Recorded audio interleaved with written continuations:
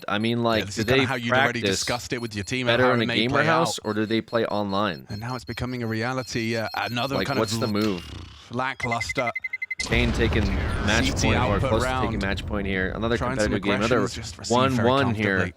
So we're not getting last games of the day. Both games are very competitive. 4 consecutive demanded of Open Amiga cases now. till you've made enough This of is the a great initial result investment. building win as well, even if it is for the series for almost Pain, got right? kicked This is out of their about gamer piecing house yourself because of back the local together homeowners after one association. that you want to forget. Yeah, that sounds with about all the right. different issues They probably that have forgot to cropped take up the trash throughout out or something, 2025 or the so grass far. grew too tall. This is finally the team that you I was global know has 1 a lot of point, had firepower. plus Davides 8 and ESCA DGT rating and joining these 22 ranks. We know what RWS Big Zero average. can do.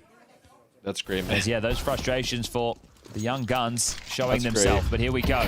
Is there anything else to be said? Do we have any Boot more rounds camp of is play? better together, but hugging and all one that for is one. better at your own home. Leo could have been spotted. Yeah, he The was. thing is, he was. if I had X Enki's amount, caught in there. I'd send these guys to opened up fucking middle. Xanta EU. has got a lot of work Why to do even in play very NA? little time to You do want it. them Big to actually Zero and compete. Snow. Gonna be Okay, asking they do questions well of Camera NA, now what? immediately, and They that's lose the already second they get softened into him a up. major against 45 any EU damage. Now, in team the at any meantime, competitive sure, level. can't remove the Let me know when you start A tryouts. lurk. They can get into B. There's nobody home. Risky Bob's floated back towards middle. Now the pennies drop. It'd be good content though, even if it's not the point. That's it. That might Start very a well tier be the 2 end of team Anubis, so I can make folks. A single content out of bullet to it. the rotating head. Yo guys, you guys One win any bullet, games one today? shot. All he needs. Yeah. Break as you All right, cross. keep Oh, he it didn't up. break it. Too deep. Yeah, he Here's actually my gets away, gets vlog, across. guys. Nagle her. I made a tier 2 NA gets it team. in. And you won't Risky believe Bob and what Khan to happened keep the next. dream alive on Anubis. They do contribute one. Snow is Partner with some of the isolated. content Reload. creators. Smoke for the bomb. Okay. Big Oh Zero god, coming another in from fucking Conside. partnership, bro. Finds himself an M4. Better in this situation. The Trying to do the pass Moist. to Risky Bob on that low HP. What to stay else is posted on main Moist while Khan sponsor gets though? I mean, cooking. I know Smoke on the Charlie block. got that Big YouTube Zero, money. He's got the kill. But, like I know he And it sponsors looks like we a need three. Pain will Smash not go Brothers down guy, quietly. right? Does two required. A Does he sponsor, rematch like, any with massive league teams, ramifications or- up next. Is it just like Rocket League or something? Like what's the move? He had a Rocket League team? Okay. Smash, Valorant, Rocket League. Oh, so he does have a Valorant team. Okay. What's the Valo team? Are they tier 3, tier 2? Let's see what happens with the proposed abolish income tax, and I'll see what I can come up with. Thank you, Tactical. I'll be waiting for a response. Val team with Shopify. Okay, interesting. Apex Legends 2. Okay, okay. Interesting. So he's out there paying like hundreds and thousands. Like how much money is that per? Like that's a lot, is it not? Like I wonder how much their salaries are for Moist. Tier 2, like a tier 2 Valorant team. How much does he pay for that a month?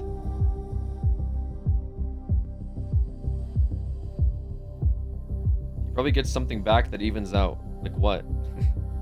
Moist is Shopify Rebellion now. Okay.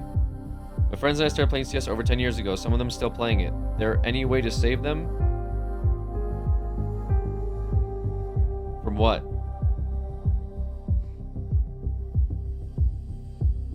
Save them from playing bad games?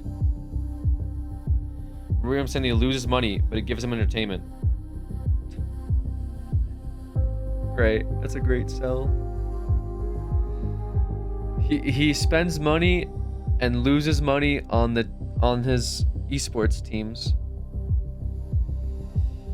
Basically, any team with Shopify Rebellion, they also have Halo and League of Legends teams as well. Road to tier 1, let's go.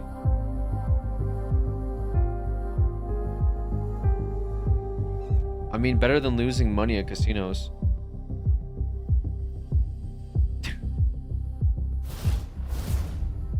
Oh, you got it there. Sponsoring a team that loses you money is better than losing money at the casino.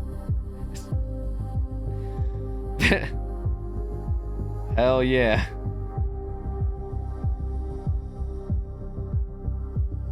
I mean, it's whatever. I don't give a shit. He talked about how he loses tons of money funding it. Yeah, I imagine.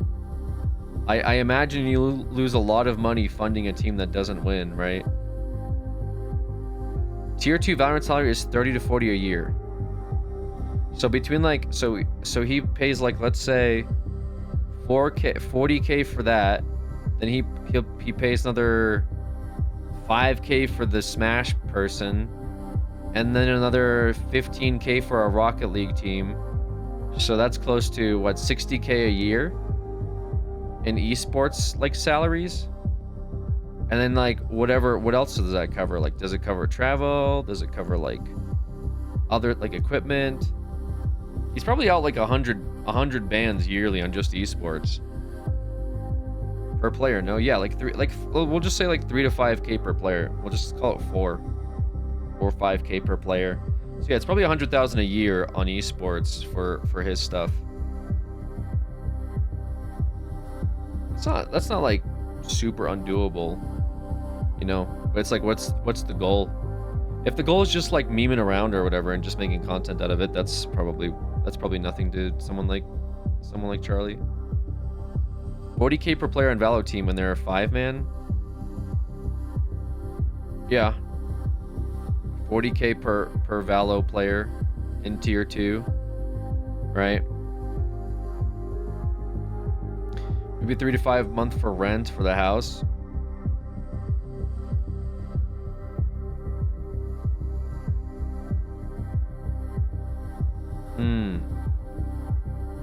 Oh yeah, I guess per player too, right? So like 5K per, so 4K per player is like 40, we'll say 50 grand per year. For one guy, times that by 5 is 2. Oh, so it's a lot more than that actually. It's like 200,000 per year for a Valo team.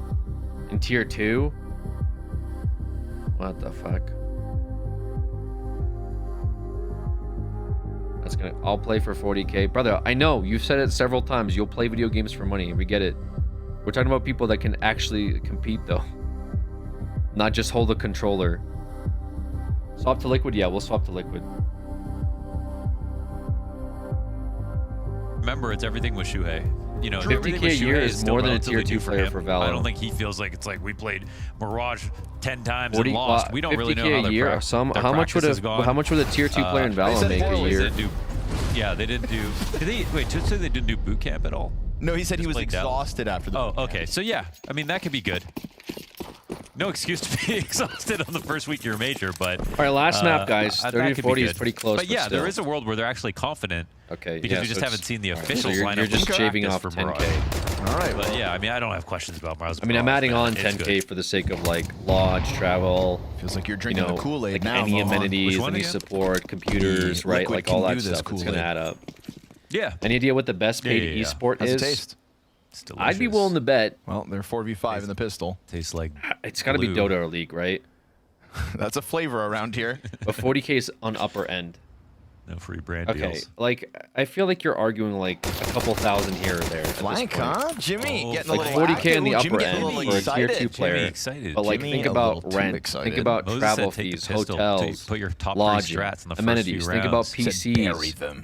get them set up, computer parts, equipment, and anything else, right? But is your argument like, well, maybe you 10K hit that shot, less? Jimmy? The pistol's guaranteed. It's still a good amount Honestly, of money. you wait. Now you don't. You wait millions apartments, going Jimmy, players, and the pistol's still also in a better they pay position than millions it is for right their now tier 1 because spots. Mouse are only at this moment starting to shuffle slightly towards this B side. Guys, Toast made a video saying he spent $500,000 in 1 year for his League of Legends team. Smoke lands inside of the windowsill, and with that, That's a different round now. That's a fucking lot. But how do you retake? Smokes are up.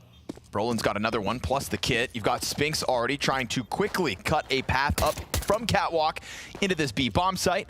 Bench player gives him a little skin to shoot at, but nothing too much of a commitment here from Liquid. Soon the smoke fades, and when it does, Torji and Spinks come out with headshots each.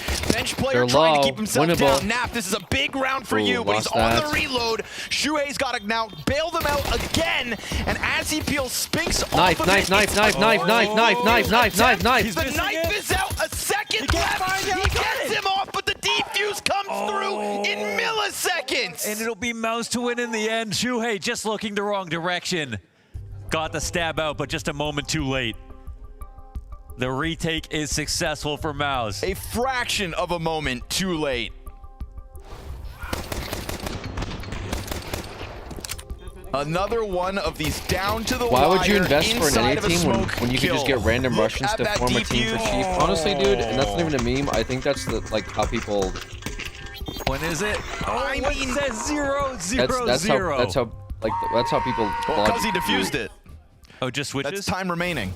Like on the defuse. That's such a better idea. Right, okay. Yeah. Get some like up and coming donks. But Pay I them. swear it's the pay them like it's the millisecond it hits 0. You know, pay them in rubles. 0.000. People want to support NA though. Well, that's a trade-off. Is that from 000 to nothing? Is that if they want to support NA, they'd have to like you get them to invest into like NA merch or something, right? You put together a team and you sell merch, and you call it like, you know, Last Hope or something. And you get people to invest. Otherwise, yeah, it's like, why would you do that otherwise? We're inside the sub-tick again. Yeah. I was an officer for a gaming clan. Dr. Dandelion, I swear to you, I promise you, there's not a fraction of me that could care less. Yeah. What did we get at a sub-tick last time? I think it was the Apex clutch on A-Site Dust 2. And it was exactly no time remaining. I don't know, man. It was in the Does sub-tick, the event man. don't pay for this player's hotel, computer, and plane tickets? What does that mean? Hell It was no. quantum. That means both things happened. There's no way that fucking. Maybe that's not true. I don't know. It depends. Maybe they do pay for. Does Valve cover all of the team's travel expenses? For this major, like they invite them out. Do they cover their expenses? This is obviously Liquid coming in with a fourth fight, still looking to bury Mouse, despite losing that first round of this very important decider game. Elimination, folks. They do for the major. Okay, that makes sense. Is an embarrassing place to be. And Shuhei continues to tear up Mouse despite them winning that pistol. It is just the MP9s left, completely separated on opposite ends of this A site. And honestly, Shuhei could take Jimmy's head off if he keeps Event ordinance pay for shooting 6 flights clean. plus hotels. He will. Okay. 4 kills for Shuhei. But you All still on his probably have own. to like cover like That's a social media guy to go out We and saw like him make take some pictures great and moves shit, right? on Dust too. Or just somebody. On Nuke, I guess he if had you're more part of of a a team bigger in team, general, you might but have to cover the man, hotel of like what a one of your standout media moment. people to like take pictures. So we spent so much time put out talking tweets, about that make videos last for content. round and how close the defuse was. You know? Didn't even matter. Didn't even. Maybe that's 4 the move. rifles get saved by Liquid here. Brolin maybe. Oh, Shuhei might be coming in for this. Yeah, ace. but you're I like, don't know if are he you saw even Brolin good? up Like there. you give a shit. But it looks like he's gonna jump up. Sorry, There's a bro. I didn't chance. realize. I didn't realize you were a gaming officer. That's my bad. Here it bro. is. My bad. Oh, he turned around. Gotta pay for maids and cooks because your 5 to 6 basement dwellers ain't gonna live like normal human beings. Maids and chefs for a fucking tier 2 org is crazy. That's great stuff. That's actually insanity. That's why they picked this kid up for his fragging. Oh yeah, that's They why. need editors and everything. Yeah. Get some college student. Yeah, close Pay to an some ace. college student below minimum wage to do the work of 3 people. You know, going out 0-3 like is a embarrassing. like a It'd be embarrassing true for Liquid. capitalist It would be an enterprise. absolute disaster for Mouse though, because they're again one of 2 other teams that even have a. It feels like have a chance takeout of make beating a dent. Vitality So you're like a telling real me, one besides in the paying them grand a final, if that salary, happens. And that's you have to fucking also Mouse, who I think in one of their best of 5s. If it was a best of 3, they would have won. cover their Correct. takeout. So isn't that what Cowchop did? yeah, we go. Yeah, go we back to definitely Lisbon. we They won definitely 2 of the first overworked 3 everybody. maps after getting 13-0'd. You know, feels like this is one of those moments where the format could have played into their favor, but you got to were very get there overworked. first. Hey, Yeah, can you you gotta get there first. And Can well, you edit Mouse are one getting video there in 3 despite days? only having come into this with 1 player surviving last round. The mid walk-up was way less electric me not getting from paid Team the Liquid, entire year. and it's in that slower tempo that Overworking they kind of throw this one everybody. away. Kind of interesting. Exploited They made it them to feel the like fake fullest. for a second. Theirs came in and shot. Nah, just underpaid Those college free rifles students. haven't done them all too much good. Bro, they get fucking credit. They're interns. 40 seconds, man. you could continue to I don't wait think out you can and hope that even maybe legally Mouse pay them because then they understaffed this qualify for B-site, like but for right now, they're going to work keep the employment majority benefits. locked in. Spinks along the bench wall. I don't Jimmy know, to if take you were a over. college student, would you rather work for like a YouTube channel for credits or like He comes back at it, Corpo? and it's clean. Like you Mouse, tell me. only 1 survivor in that You're last going round. to work, They your win lunch this gets with covered, much you can less than what chill, Liquid like had hang to out, offer. record videos, you hold the video camera, you learn how to roller use like coaster audio continues. equipment. Hell yeah, dude. And Hope you have figure your out how to tickets, like a folks. YouTube channel operates from people that have been doing it for like over a decade.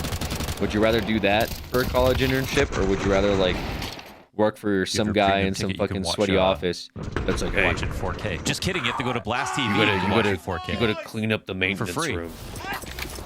Or because it actually With counts as auto something on a highlights. resume. You're so Go back you're so and click on fucking, them your brain is so kills. fried.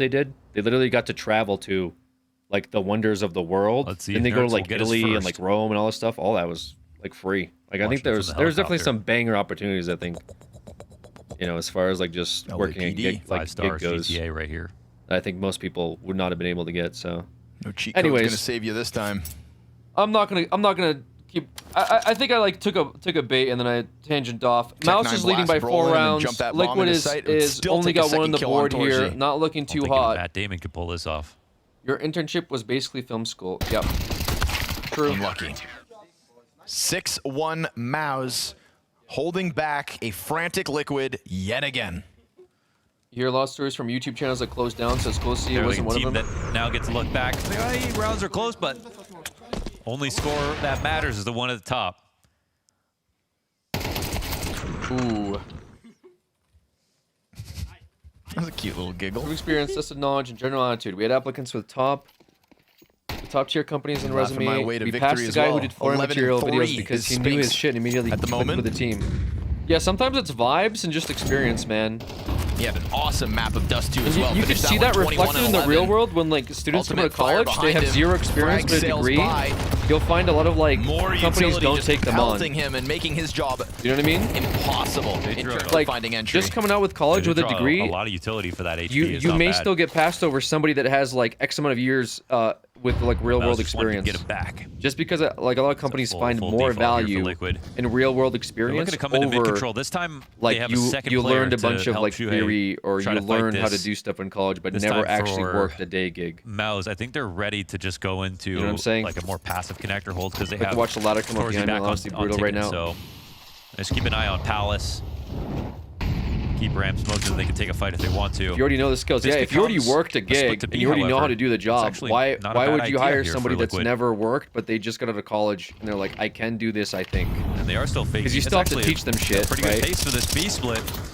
It's that ladder room player, that's what matters. Right? But that ladder room player is Spinks, and Torzy gets his 1. Jimmy looking to get into the action, but Spinks is just soaking up all the frags as they tiptoe their way towards that doorway. This is a big reason why Mouse finds so much success on Mirage. However, the split, Twist is able to get out from the apartments if he can join forces with Ultimate. If that bomb can push its way up, then there's still a way back to this round, but he's got 20 seconds to surpass this angle inside of Connector, and a drop shot is not what he could afford. Spinks is still locked in on top of this ladder.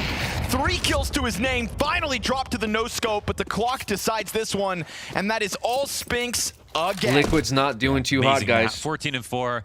Fantastic Dust 2. Oh, Ultimate's in danger. Oh, he goes for the quick scope. Yeah, anyways, I don't know. No, 2 no scopes instead. I don't know how we put together a tier 2 team, guys. Pretty massive save. Right? It might be impossible to ask unless we get some big investors. The loss bonus. Like unless we get like a stake.com or something site. You know what I mean? Not the time to go 0-7.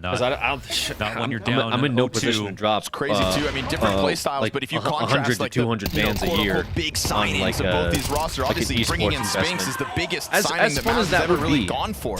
You know, as fun and cool as that would be. Also a big deal to make the journey over to a North American org. Probably like up together and like contrast their scores right now. 0-7, maybe we get some funding through like other investment, right? Xertion from Top Palace is going to get the first one. Twist down. Maybe you pick up some other sponsors, but other than that, yeah. Flying by, and yet still they're trying to get in, and there's the first. Tier 2 investments, and then Tier 1 just being undoable unless you want to compete with like millions of dollars. Over towards jungle, he finds his 2nd kill now. Hands busy, bomb plants in, and Ultimate with a chance, but his counterpart is already hunting from that top rope of Ticket, and it's support behind Torzy.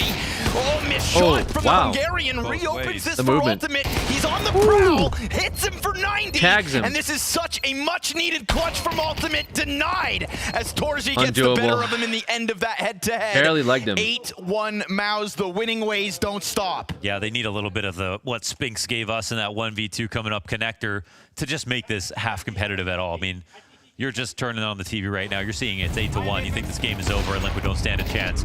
Technically, a lot of these situations have been close. There's been very minor details or one player like Spinks that have totally changed the outcome. But now, I mean, best case, you come back, you got 4 rounds if you're Liquid. That might not be enough. They go to a timeout.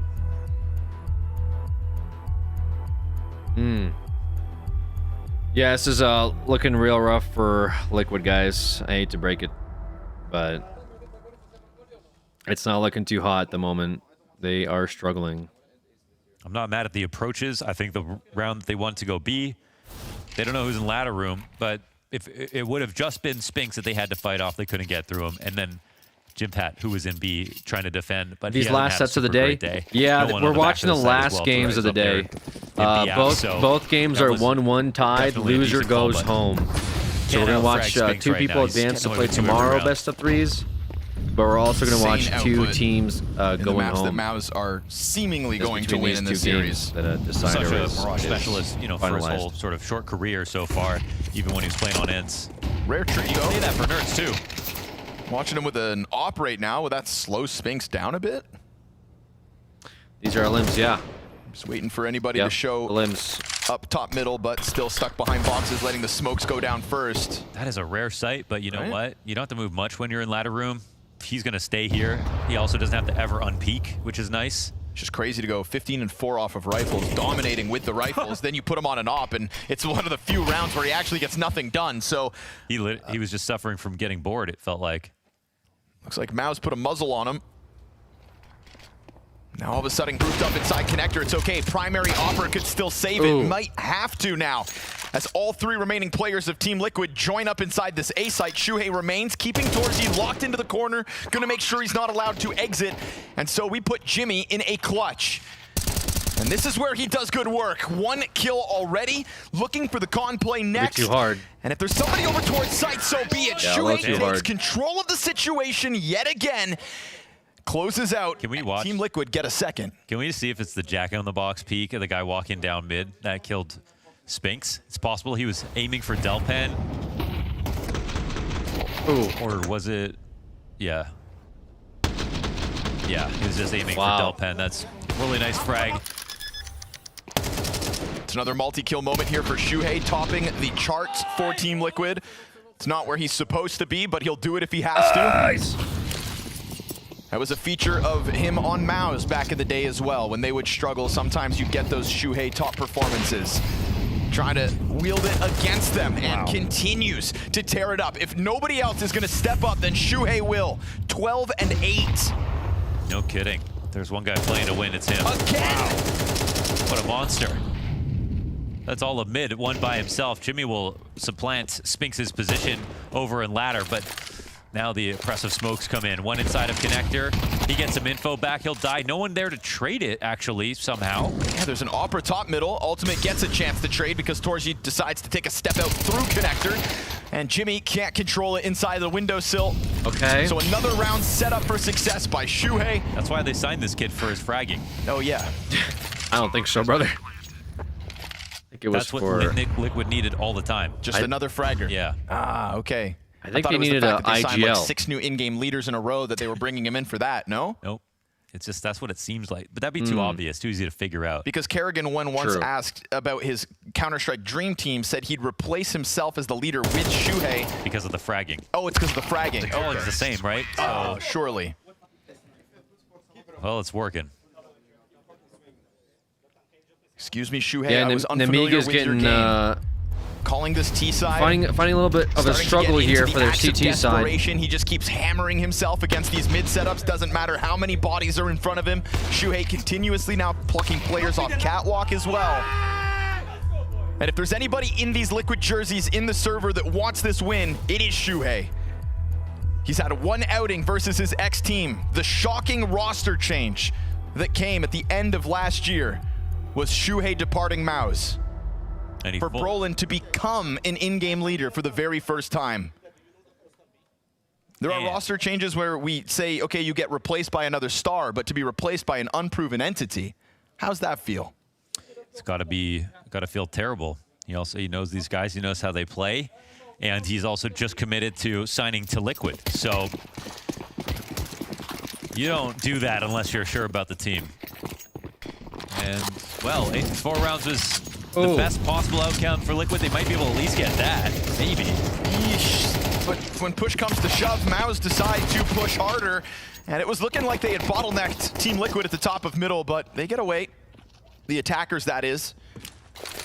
There's a lot of bodies inside of that smoke. Xertion and Spinks down. Still a hell of a half for Spinks by the end of it. 16-7 his final score. And with Shuhei dead, now Liquid lack firepower. Spinks is popping off, man. They both do. Torji turns back towards Cat, just missed timing. Oh, damn, that near collateral with the scout would have been great damage. Nertz kind of pushed, but able to catch his. It's low HP on the remaining 3. This is a winnable 1 versus 4 with 1 kill already in his back pocket.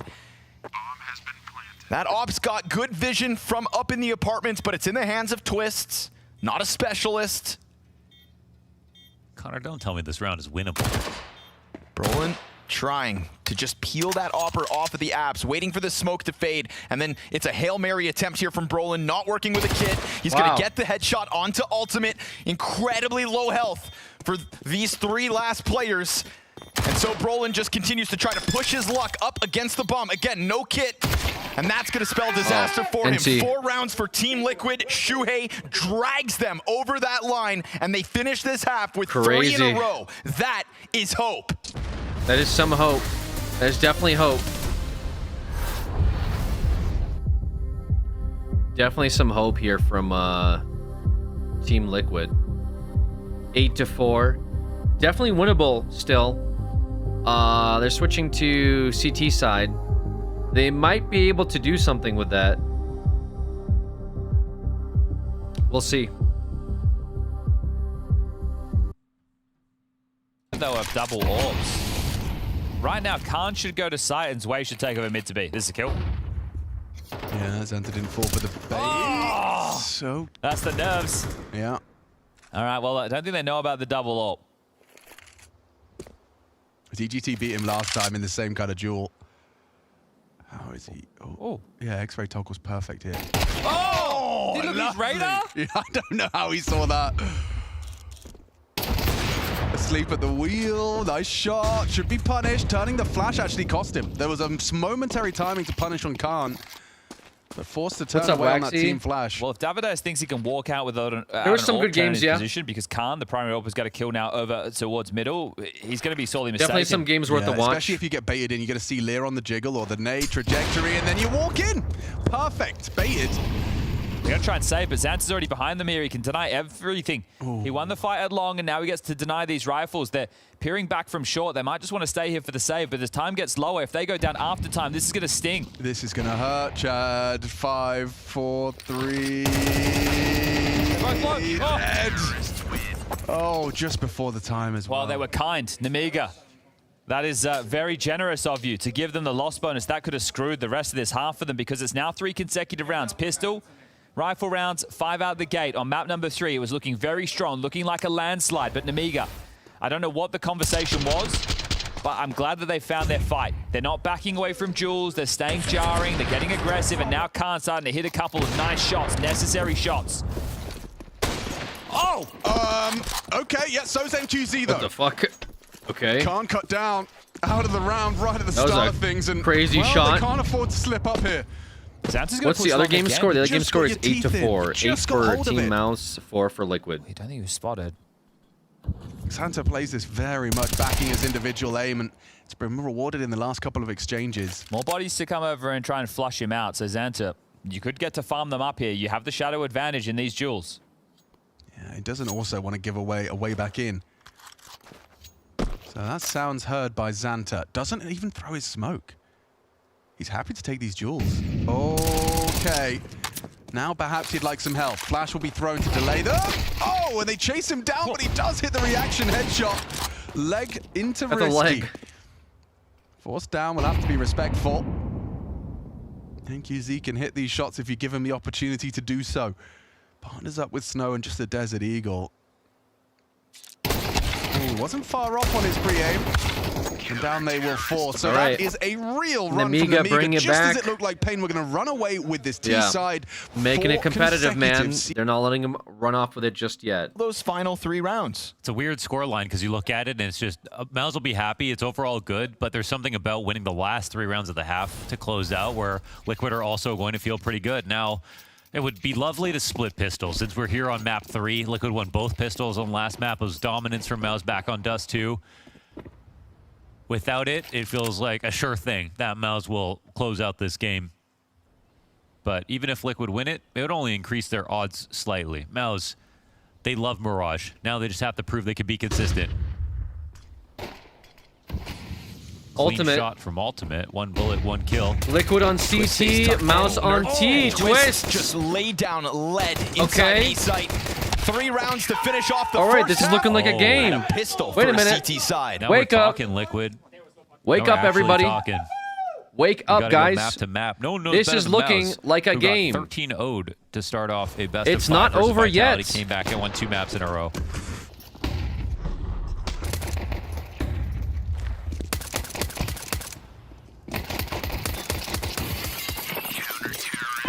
Well, damn. All right, they're feeling a little hyped. Pressure on Mouse. I mean, the fact that it's this competitive versus Mouse is very surprising, by the way, guys. And this isn't fair weather excitement from Liquid. They have been trying to keep up the energy, even when Dust 2 got very dark. Oh, God. Which is just something you're not used to seeing from Liquid. And 5 players up on this anti-eco. 2 rounds the difference. Lots Good of round money for made. them. Actually, a little bit scary here for in the Mouse. bank for Liquid. There's no denying in the back of their heads, it starts to creep in. The thought that you couldn't hold back your ex-teammate in Shuhei on that T side enough to prevent those last 3 rounds. The last 3 rounds of a half changed everything Shuhei used for to be on Liquid. Team Mouse before he went to Liquid. That pistol was total conviction. A-site didn't even stutter. Replaced by Spinks. Last round absolutely free. Early guns for Mouse, and it's Brolin to go head hunting. Trying to be inspired with what Shuhei was able to offer. Brolin finds his 2K entry as well. In-game leaders locking horns as Torji shaved down to 50. Keeps Mouse comfortably standing 5v3. They've foregone the op early. Okay. That's fine. Let's see what happens here. Oh, it was excellent high-low spray transfer there for Brolin. It's just going to talk about him as a caller and, you know, how much this would mean to him being able to take out Shuhei, especially if things got tense. But lest we forget that he can frag too. Zershin took his eyes off the crosshair for 1 second. Naf wins that with an MP9. I mean, that's a hell of a duel to take, and the Shuhei now has deep control on ramp. Burns the bomb away from sight at 50 seconds. He knows that Spinks is running away from this. They've got 2 players in the ramp, but they're coming back. They're Spinks charging is still forward here. Oh, Wow. super wide swing from Shuhei. Naf, remember, low health because of that awkward duel. Trying to keep Jimmy out of this. How can Naf save this? He's got a hard decision to make. Tries to get that bomb down, not able to do it. And Twist, sitting at ticket, has to just watch the hope of this round go up in flames. That was so nice from Jimmy, right? Him running up allowed Spinks to back up safely. Naf could not in good conscience take that fight knowing that someone could be coming out of Palace. That was a really good sound bait, and the flank comes in 3v1. Was close. Twist, no chance of this. Far enough away that he can think about saving. Oh, he'll get challenged, though. Oh, and he'll go down as well. Great round. Lots has to do with Brolin. Mouse is starting to fire up a bit here in this half. Not ideally what Liquid wants.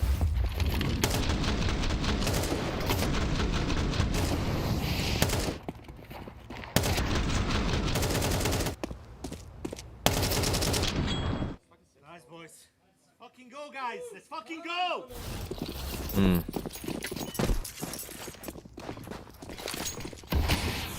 All right. Still tools to work with. It's not going to be easy for Liquid then. We see that peppering top middle.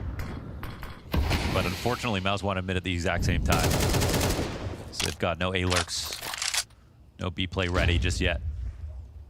Liquid can't afford to seize up in these moments. Despite all their economy on the line here, the utility is down now to just a single smoke on Naf, who is also the opper this round over Ultimate. It's these mid rounds that are the most tricky, right? Everyone knows how to start off. Oh. There, found an idea. Brolin gets punished. And even Brolin dying there, they know that Mouse have continued with the top mid control. Gonna leave a player tucked inside the right side window. Hard fought 5v4, just taking a chance, right? An idea can be worth everything, and we see that for this opening kill in round 16, but now Twist is stuck in that Big corner. round here for Liquid. He has no smoke. No utils. Oh. Sometimes it's like 10 guys to peel out. Escape. Yeah, it was difficult for him to get out of that. Nowhere to hide, didn't have the utility to bail, no teammate to offer a flashbang. Again, the only smoke is still for Naf on B. And so Maus may have lost a player in bottom middle, but they then reclaim it with the kill on Twists. Nerds he saw the gun, he saw the gun. Gets offered a duel, and best Xertion, without taking damage, this is good. They know that it's really early. There's at least one more middle. Has to be. Goes over towards Market to just keep eyes on that murder hole, but as he reels backwards, Flash is coming out of connector. Ultimate peaks at the right time. Ultimate freed up and they're just falling apart. Because CT is so effectively held by Nerds. You know, one more connector or out of jungle. Nerds hears him. On Twists, and now at this point, it's just Spinks hoping to hang on to the AK. Liquid keeping this close. Good job. Yeah, Liquid staying alive. Solid rounds. Answered back to solid round from Maus. Fast into mid. That tactic, though, that's the hard part about those mid rounds. When the smokes are established, you lose vision of connector and window. Finding a way to be useful is actually the hardest part of the CT side, and this is one of the ways you can do it. Nerd's obviously very lucky to get that instant, headshot and get the kill too. But it wasn't a total accident. And he also did a great job from getting to window, to the back of window, and getting 2 more.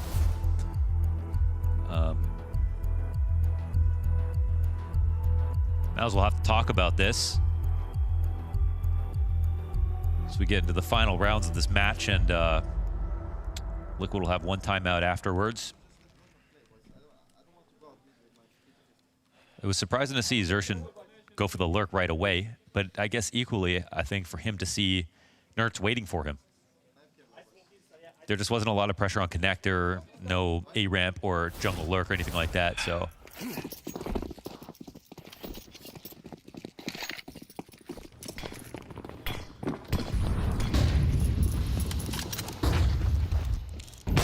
Oh, fast moves from Ultimate. We see him climb up into Catwalk, freeze Nap off of the op, and wields it well. Brolin, who in the first gun round got that double entry out of middle, has been stuffed since. Brolin, yeah, Brolin getting caught out from Mouse. Still for Spinks, of course. Maybe it's a blessing you got here. Jimmy just sitting middle, and for Team Liquid. You know, in the battle of the anchors, if you had the skill set and time, back on Dust too, that was lopsided. Jimmy was so freed up, so mobile, playing all different types of spawns. Oh, possibly. Off the leash, and now here he sits in the final round of the series, having a Naf-like performance, 3-12. Naf-like performance. This is a Nico. I will say, adrenaline kind of fucks me up though. I was trying to keep it. I get like these weird surges of adrenaline. It used to always be this way in like competitive sports. It like my flight or fight fucks me up. So we all become Nico. Used to be that way when I competed in like track and baseball. With the guns that are available, it comes down to this AK, but that's already withdrawn from the rounds. Ultimate's doing an excellent job, man. He was super solid on Nuke as well. There's a flash there that Torji's decided to still hang on to, so that's not how they try to get Spinks around the corner. Looking to just take up positions in connector, but in trying to do so, Ultimate freed up. That's his triple kill this round. And so Torji, that was left. This is kind of insane, man. 8 to 9. What else did you run in track? I just mostly competed in the mile, 2 mile. You get Brolin opening 2 kills as they run down mid, and that's pretty good. But on both sides of that, Liquid have just full control rounds. I think it did like 800 at 1 point. Long jump. This isn't a full buy, so there's that. But my mile and 2 mile are my most competitive. No, you don't see Liquid panicking in some of these. You know, in terms of aggression in middle, it's got to be said, best player so far this series specifically has been Shuhei. Kind of thriving with multiple targets, taking those fights. Deep peek from Ultimate again. He is being weaponized so well. From Nuke to now Mirage. Yeah, he has taken a lot of liberties, and it's working. But now Naf's got to step up when it absolutely matters. 2 players in front of him. He's got a crossfire set towards Arch, I can't tell if Nav is focused or sad. Oh, his nade goes too far. Naf lines up 2 backs. Easy targets. I guess it was focused. And he does what he has to, killing both. But Twist gets out of the way because they've got one coming up Cat. Ultimate's able to move through the marketplace, so it's even easier than that. Xertion trying to catch a and target tying in it up. backside. Nobody to this shoot was looking at. over for. And so we hit a minute mark. This was looking over for Liquid. 3 kills on this round. Kicks Looking it off, very over for Liquid. Don't feel this? But they are tied up, and there is a rally, and Mouse is against the wall. Mouse somehow going from a finals against Vitality from Shuhei as a caller, but to now find themselves possibly being eliminated here in the majors. A lot of last things I expected to see in this matchup. Not a good look. Liquid getting absolutely stomped here. Not a good look at all. Or coming back from what was a stomp at some point. But the last thing would be Shuhei fragging his way back to bring Liquid to the comeback. And that's exactly what he's been pulling off. Shuhei finds kills again and again, and Ultimate right here offering them. Oh my god, the no-scope headshot because he is unstoppable. Deagle's out. No. Clean sweep. A lead for Liquid after an 8-1 start for Mouse. We might be seeing a comeback here, folks. This is a comeback. 3 rounds of the first half are everything for this camp. If there's 2 maps that they could have handpicked to end this series, it would have been Nuke and Mirage. This is a total disaster right now. Yeah, Mouse is falling apart in real time. This is not good for Mouse. If they actually let this go. Liquid said they were exhausted from the boot camp. Maybe it's because they put in so much effort, it actually had an impact. Wow. This is crazy. How did Mouse get here? Signing to the team may not have been a surprise because of the stature of the org, but when it comes to the results and how much has changed in a short period of time, they didn't really have a honeymoon. Went from the phase game, phase 1. Well, fuck honeymoons anyway. All that mattered was the major. Swing out for Brolin, set up by the flash. Okay, Brolin finally gets a pick here. Tapping back into that early success he had, but who's up? It's Naf. Hanging on to this B site with nothing. A very fast answer coming out of Mouse now. The moment they lose that lead, the moment the reality of this desperate situation sinks in, we go tied at double digits. All right. That's a wake-up call. Yeah, because the last time they round for Mouse. This round, it was the double, spray transfer kill for Brolin. One of these guys one of these teams might be out here in the next 3 rounds. The round was won before they even picked the site, sort of. One of them might be out in the next 3 rounds here. A way to try to respond, but now look at the kills. I mean, obviously there's overtime, but every CT in a proper position. Both teams are 1-1 right now. Shot down. It's perfect. Both teams have won a map off of each other. It is literally 1-1 tied. This is the game deciding game in the best of 3. Especially if they avoid ultimate. Same thing going on with the Pain versus Nemiga game. Versus the 3 players struggling the most for Liquid. Yeah. This was Brolin coming awkwardly around that far side of the smoke. Little delayed duel towards Cat. Empty-handed B anchor as well. Never a good sign for a defense on Mirage. I think if Liquid and G2 joined forces, they could make a Polish super team. Hey, man. Anything's possible in the offseason.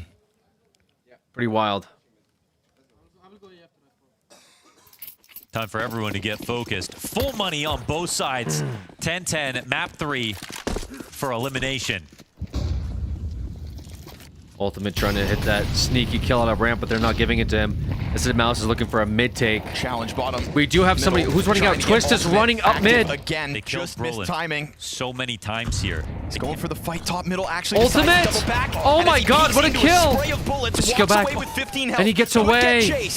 Could get chased by Xertion. Ultimate putting the fucking game on his back. He's got that killer instinct, but as he jumps up, Nerds is how does he get away? Team Liquid 5v2. Oh, I can't help but feel like that was a little Shuhei obvious. finds that Nerds kill. did such a good job of watching it. Why wouldn't you? It's falling apart here for Mouse. Dominant rounds back and forth, but more for Liquid, it looks like. Torzy fanning the map. He'll get spotted. Oh, Twist sees him. One missing, Brolin. They don't want to get too tunnel vision. That op gets turned around. Only answer comes with out a trade. It comes way too Liquid 2 away. It's the perfect formula. You Liquid is 2 cannot let rounds. all these underpass kills go if you're from Mouse. surviving. Spade said, let me try, Brolin. You keep dying down there. First it's Nerds, then it's Ultimate, and now Spinks goes down. He dies the exact same fashion. That smoke is still fresh from the connector. He's allowed to do that. That wasn't some massive risk. And Nerds, he's the glue of this operation. He's the guy who's in window, making sure that Exertion can't lurk. Now he's up connector, making sure that his Opper can't get followed. If Mouse want to keep going back to mid, they need to do it better. Ultimate walked out, looked into underpass, got a kill, and ran away. How did that happen? Ultimate literally... What a wake-up call this is for putting this entire Major. Game on his back. After the end of the first day of Stage 3, Team Liquid had 2 of the 5 lowest-rated players at the event. One of those was Ultimate. 24 hours makes a world of difference. This third map on the brink of 30 frags, and we see him so proactively peeking into these angles being held, taking a second look at underpass, knowing damn well he could be walking into his death. But the confidence boils over, and right now Team Liquid opt for this 4-player ace stack out of the gate. We've had so much action looking to walk out of Palace middle. again. Chewy's ready for him though.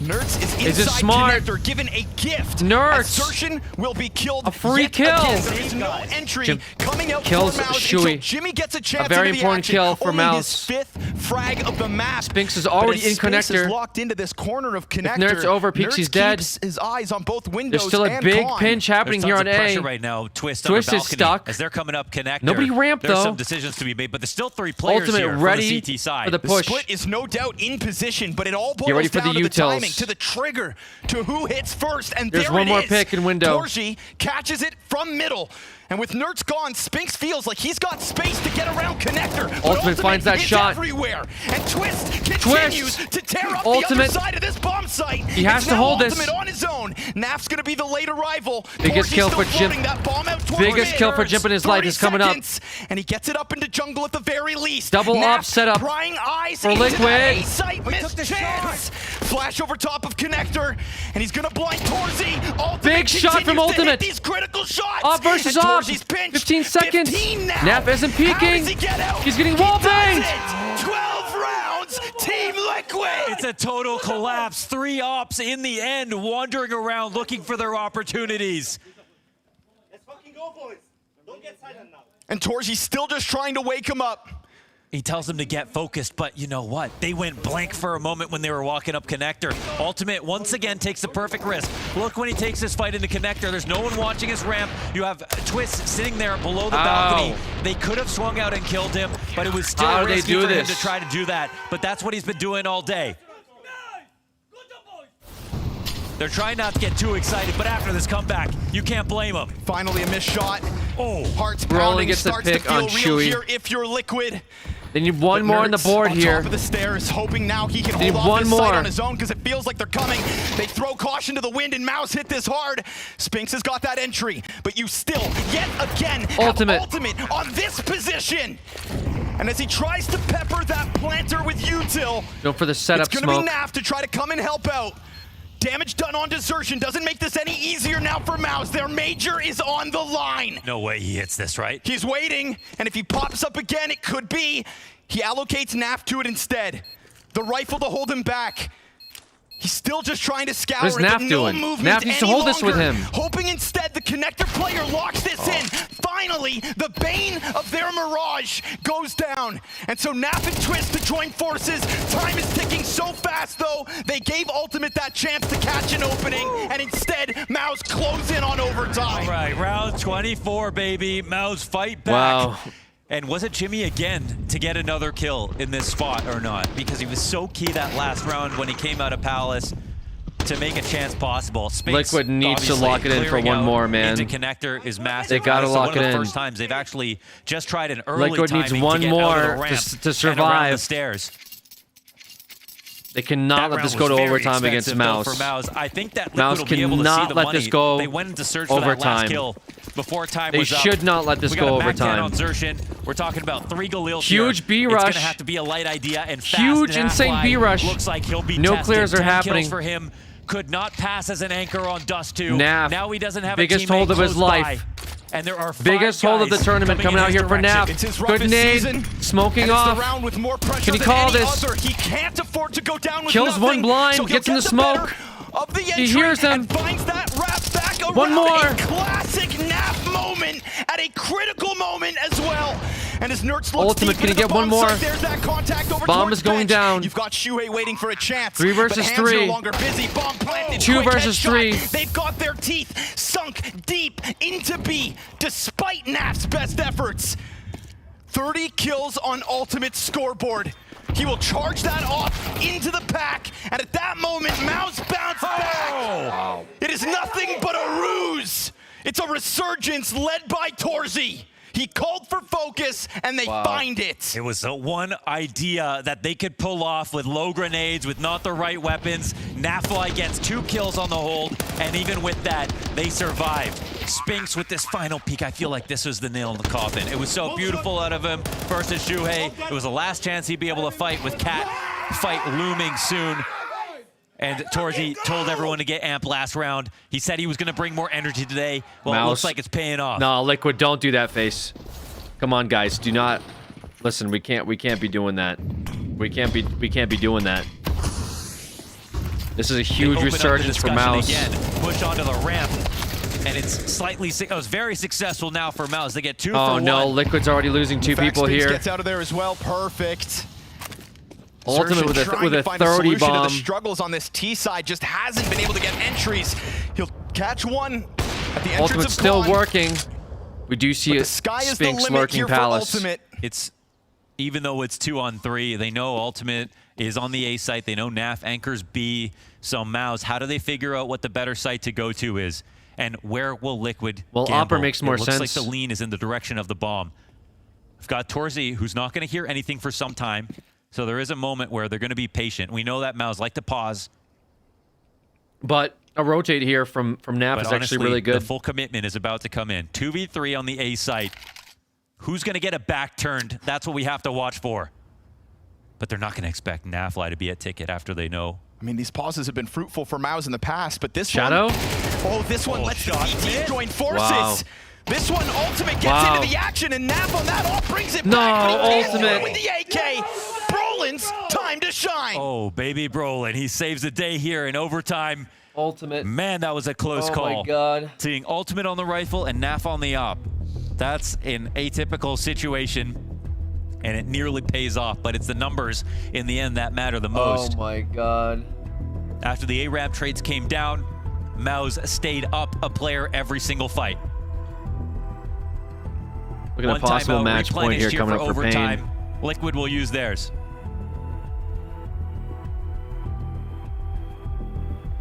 Wow. Pain ahead. Currently looking to get 12 to go match point.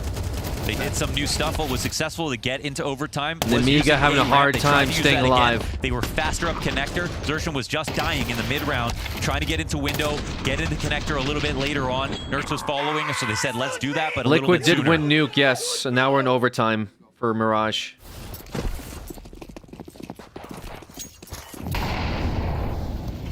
Copy and paste. Solo ramp this time, though, for Jimmy. Locked into the closest of the corners. Xerxon's just been beating his head against the wall to try to get through, but it feels like a matter of time before maybe he cracks one well. This is kind of how their older Mirage mid-rounds looked, except they've got a player on A-Ramp and Palace. They're going a little lighter in mid. They're foregoing the underpass crawl that has cost them a player. Xerxon backing up into it.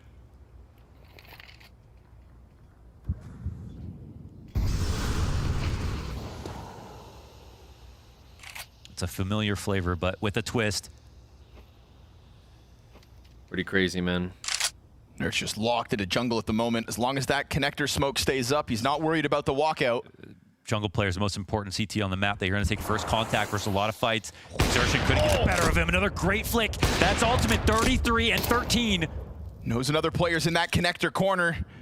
And they're signing up for a challenge Nertz offered over again. to him. Brolin's going to get held back.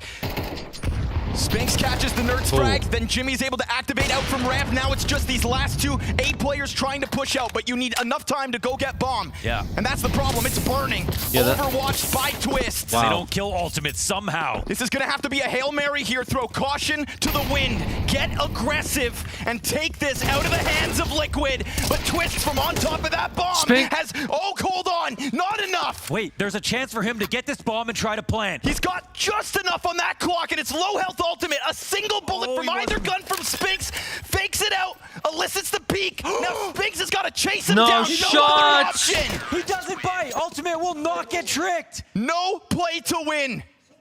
Spinks thinks he'll come to him.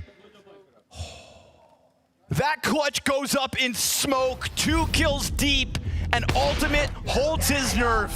Ultimate right now can walk on water. Wow. I can't believe he got out of CT in the first place. That's the only reason he was able to make this Ultimate play. is the messiah of Mirage right now. The early fight, Ultimate Holy fed into that fear. What is going on? Spinks was bumping into walls, thinking about the time, trying to get the plant up, but knowing he'd be exposed as well. It was a very nice attempt at the clutch, a close situation, but that's what you want to see at this point in the game. It was a 50-50 for Spinks. He had 5 seconds on the clock. He knows the guys in jungle. Why would he not peek them? He just didn't realize how far into jungle he was. I think the call out should have been he's market side jungle plant. But I guess he thought that maybe he already pushed in and is holding a jungle angle. He didn't see him. Oh my god. I don't know. Another battle for middle. That's a 50-50, man. It looks like they're only going B on full money. And Nemiga just lost. We just missed it, but Nemiga did lose. When we talk about control of mid. And they are ultimately out. Because of the economy, because of the overtime money at the major. We've got a FAMAS on the field. Low utility. Don't win mid. All right, throw it out the window. It's just Twist, double kill, easy. Although Naf takes this deep angle into Arch instead. Looks good. He's starting to step up as this game goes on. Wow. Naf with a double kill. A second double inside this B site. And that was those off shots with. It is Team Liquid, 14-13 lead. Yeah, they tried to now pull in what they brought on the last round of regulation with that B rush, but started off with the mid control, but they lose 2 players as they're trying it. Twist handles it from Cat. And Naf locks it in. Yep. And I don't know about for you, but to me, it feels like there's a couple of these late rounds that get Nafly as the target. Try to pummel him, try to push him over, try to kick him while he's down. The mid rounds and the late rounds, actually, Mouse are doing some cool stuff. But like every round that they started out inside of middle, Liquid are able to stay 5v5 late. They're able to get their kills. If the Mouse don't get their kills in the first 20 seconds of the mid control, it feels like Liquid will win. They're letting that situation take place too often. Now we switch over. Sershin already inside Khan. Can just lean back, but now he's pinched. Ooh, survives the test of Shuhei, who was lights out across the T side for Mouse when it came to these mid openings. Nerds, Twists, both a kill apiece. Now it's Jimmy. Man advantage on the lowest performing player for the Mouse squad. Insta headshot out of Twist. This is for 15. Freed from the shackles of leadership, he just tears it up inside of B. And Ultimate will put that bomb down. Mouse led Liquid secure 3 rounds in a row at the close of their first half in regulation, and that road leads us here. And you're just talking about the money. Well, if they lose it this next round, the money won't matter at all. They're going to stand back to save this up anyway. And Liquid have just put themselves in the best position of the game now. They switch over. They get the first round in on their T side. And now we remember that in regulation, it was the last 3 rounds on T side that Liquid ended up winning. Terrorists win. It was a half. They only got 4 rounds. But as it progressed, they actually became the better team. Mouse have to remember when they were dominant. I guess I want to save the op. I mean, that's. I mean, 2 versus 4, pretty undoable. But still, why do we not go for it? We said the mood in Team Liquid's camp was high from the get-go, even back on Dust 2 when Roland was missing scout shots. That attitude has been held on to this entire time. Well, this is match point here for Liquid. Match point for Liquid. Op immediately looks for that lower fight. Torzi eats the flash, has to fall back. And Team Liquid don't retain top mid control with an iron fist. They kind of let it slide just for a second because it looks like they're coming back for it soon. That flash was missing from the Mouse mid approaches. Nerds would have been dead already if Ultimate was on the other side. But Spinks was incredible on Cat. He's here 29 and 18. The T side starting to get organized, but that bomb's going B, it looks like. I don't know if they're worried about mid at the moment. We talked about Nafly and how much he struggled as an anchor. Jimmy's having a bad map here. 9 kills. And it feels like at the end of regulation, just like Naf got tested and got his 2 frags, it'll have to be Jimmy to save the day. But you know what? They pull over Exertion as well. This is going to help the site a ton. What is this moment? Doesn't get it. Oh, he doesn't. But they could still follow through with the plan. The idea's in position. Nothing changes that. Kills come out for Mouse. And Jimmy has not moved a muscle. He is locked in against this wall. Naf's able to cover over towards Cat. Ultimate wants the peek from Market first. Wow, Naf. It gets the job done to put Roland into the clutch. 15 on the clock. He jumps down for the bomb, swaps guns. Can he pull this out of the hat? It's a bomb plant on default. They're going to try to push. He baits out the shots and they'll pinch him. Just 2 players left on that site as Nafly is nearly the solution. And we'll look back on that Nertz moment. He jumps up on Cat, doesn't expect to see anybody not looking at him. Can't lock down the frag on Spinks. He's been too solid here on CT side, even getting caught off guard. And that's 1 of 3 players over on B. So as a team, Mouse made the right read. They stacked the appropriate site. Jimmy did a great job.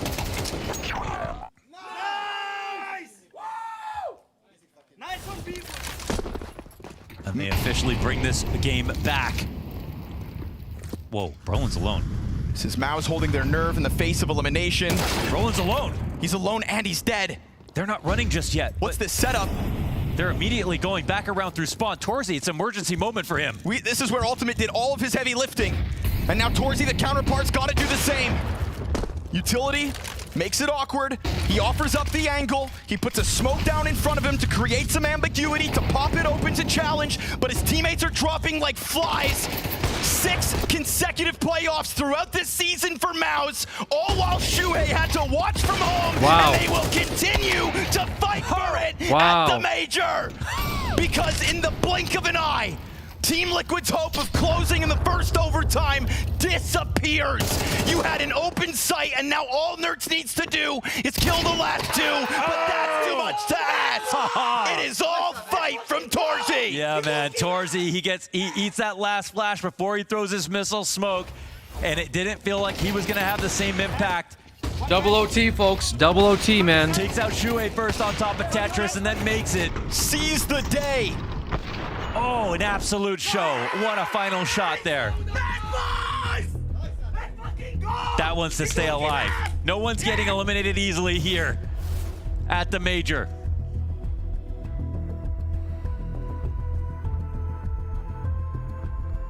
Wow. This gives Mouse a lot of time to think and learn.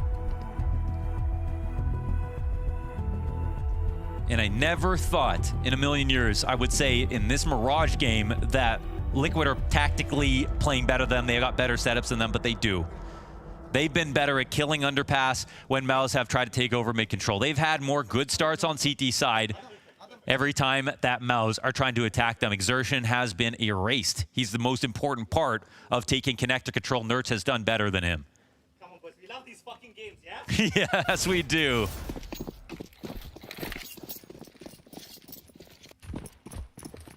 But it'll be the T-side start here for Liquid.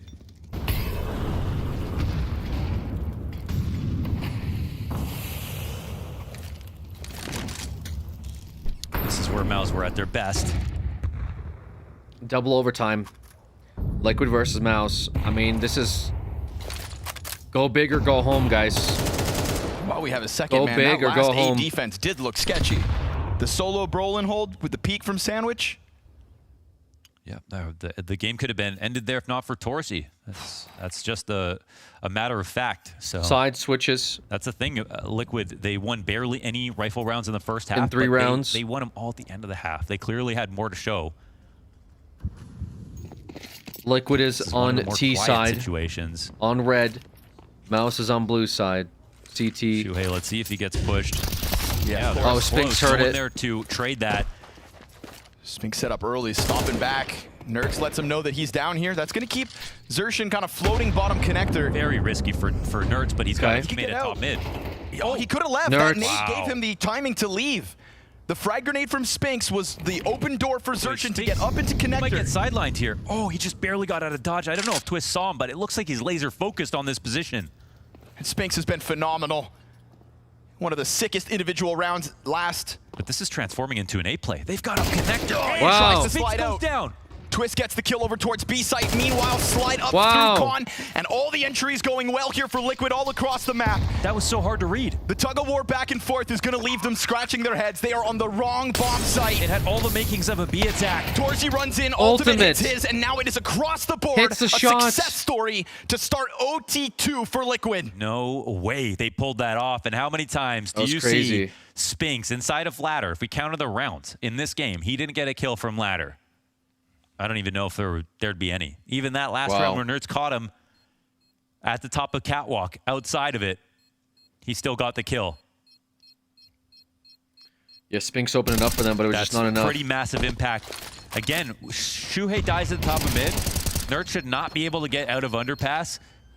But you have Twist, who was a second layer there, and they were willing to come back into that fight. That's what won the round here for Liquid. And if they're better on CT side at mid, and now they can win on T side too, Mouse have their work cut out for them. This is, yeah. It's across the board. I'm not used to seeing everything go white for Liquid, but that's what we're watching right now.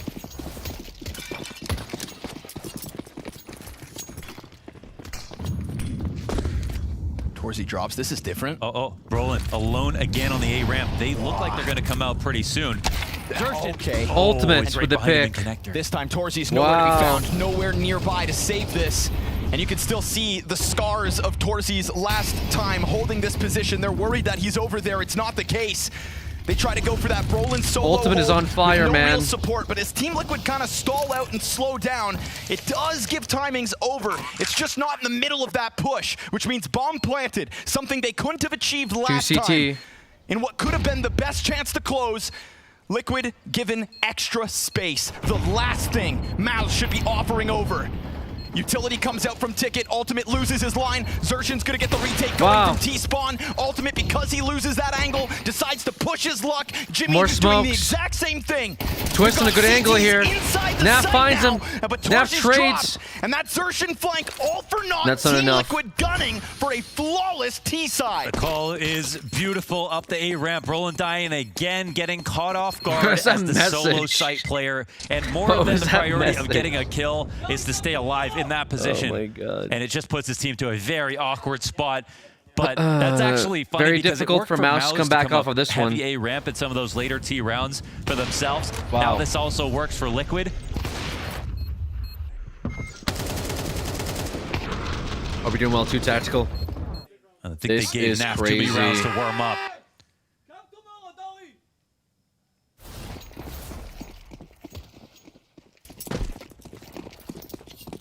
How much more impact can Ultimate have on this game? I don't know. It's the Ultimate show.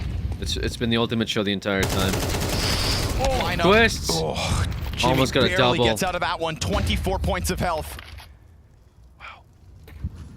But if what they wanted was an early fight inside of the apartments, they got it. And there is more to come because total mid-control with the slow creep. By one Nerds player. is the hero. They know that ladder's open. No. They're just taking this for themselves. Oh no, Nerds is in such a Nerds is allowed to disgusting just take spot. it over. No challenge, no contest. Not a single body spotted out there in middle. Looks like they want to go back to make sure that A ramp has But Torsi's ready for it. Mouse have actually clued into this idea a little late. But Shuhei, look, he's going to go meet him. That's what he's looking for. Trying to catch it. Gets the duel he was looking for, but loses that fight versus Brolin. They got info. Didn't even hit a bullet in that fight either, but right now Jimmy again left on a quarter health early on. And once the smoke fades, Ultimate's gonna come looking for this contact, looking for this thread to pull on. Oh my God, you can Ultimate. see Torchy starting to get over towards the marketplace as Jimmy decides to just full commit to this you gotta corner. help. Molotov goes beyond it. Eventually, we're going to get Nerds getting active. Wow. He wins the AUG fight. And that was the support system. Now it's only Jimmy. And as you Ultimate, anticipate, man. the trade comes out. What is this guy? On the brink of 40 kills. We'll put that bomb down. That wasn't the Opper. 39 for Ultimate. Nerds is allowed to lock into the corner. The op turns. It is right Oh, there, wow. prime for the taking. Only Legs up. Oh, 37 sees the next damage. one. He They gets see both backed of up them. even further now. Deep utility. This is an awkward spot for Ultimate. And Wow. Brolin's going to get it going. It's up to Nerds. Nerds is afforded the space over towards Arch. And as Brolin swings, he gets the better of the damage. But Nerds up close. He's got to track it. And he can't stop it. Nerds, man, where are your Brolin grabs headphones, the bro? kit, and he will run for that bomb to Where's give your them a headphones, hope, dude? Like, why are you looking to the shred right of hope side using the left as side they of the will pillar? Take back to the T side in an attempt to still best Dude, what? Liquid. Oh, he's got it just in time, and it's on the way to you the like- kit, you- wrapping you around get the right like a side of the fucking pillar. pass, you just That work could pillar have in that. gotten Like, worse what are if we he had to doing? go around left. Why are we looking at right Obviously, side he when he's influenced pushing that you left decision. side? This spray, it looked like Twist. I don't know if he ran out of ammo entirely or just stopped shooting. What the fuck?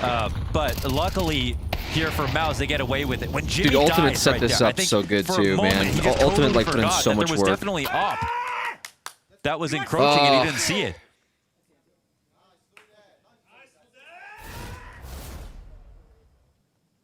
Man, this game is at it all. Wow. Without that last round here from Mouse, he would think no chance. There hasn't been a 3 straight no T so far. Ultimate about to drop a 40 bomb. Good. Yeah. Leave us in a world of possibility. Insane.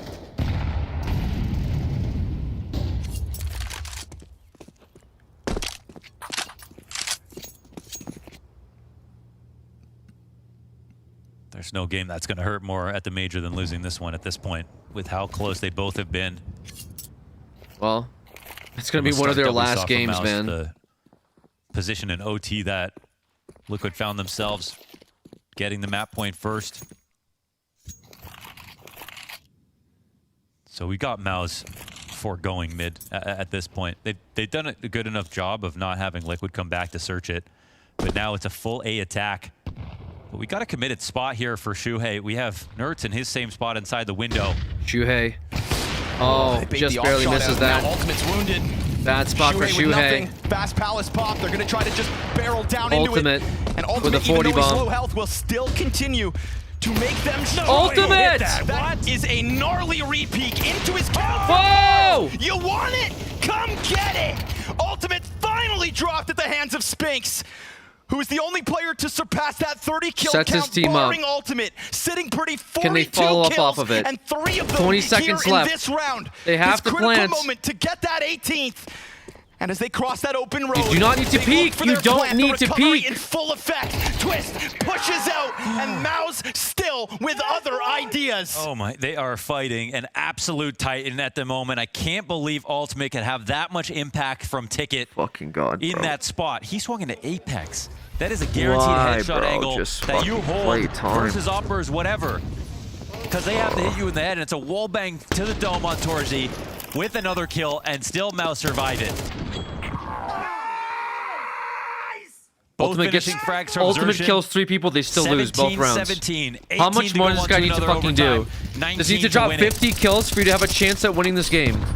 What the Power fuck does of this the guy one have round to they do win every the round last for you half. guys to just clutch the fuck Denying up? his full sweep, Ultimate active this time. We've seen him peek into underpass before, but Torchi's sitting there waiting for him. Well, he's That's dead. the golden idea, right? They've never punished him for doing He's it. dead, so now It's a what? 5v4 to Mouse. Is it over? Bomb scoop back up by Jimmy. They're going to stay shoulder to shoulder here. It is the nature of this team. What are we looking at? They're trying to punish Oh, underpass lineup. here with this boost. They might see someone walking back into it. Torchi not scoped. Oh, shot gets missed. It's going to be a what could have been moment, and Spinks is able to capitalize. They were not ready for that And player. Twist boosted leaves him, up by the way. already. Doesn't Crouch follow to that up. spray control, beautiful. Twist leaving him there is crazy, no? We said no full sweeps in overtime yet, but Mouse could be on the brink of one. Convert this 5v3. Take a big sigh of relief. and swing for the fences to finish. Xerxin catches Twist up inside of Connector. God. And Shuhei will be left running the other direction. This is Mouse's round to play with 40 seconds, all options open, total control of the map. This is suddenly the moment in the game where it actually feels like Mouse now have, after so much time, Twist doesn't have the answers to their problems. Twist does not have an op here.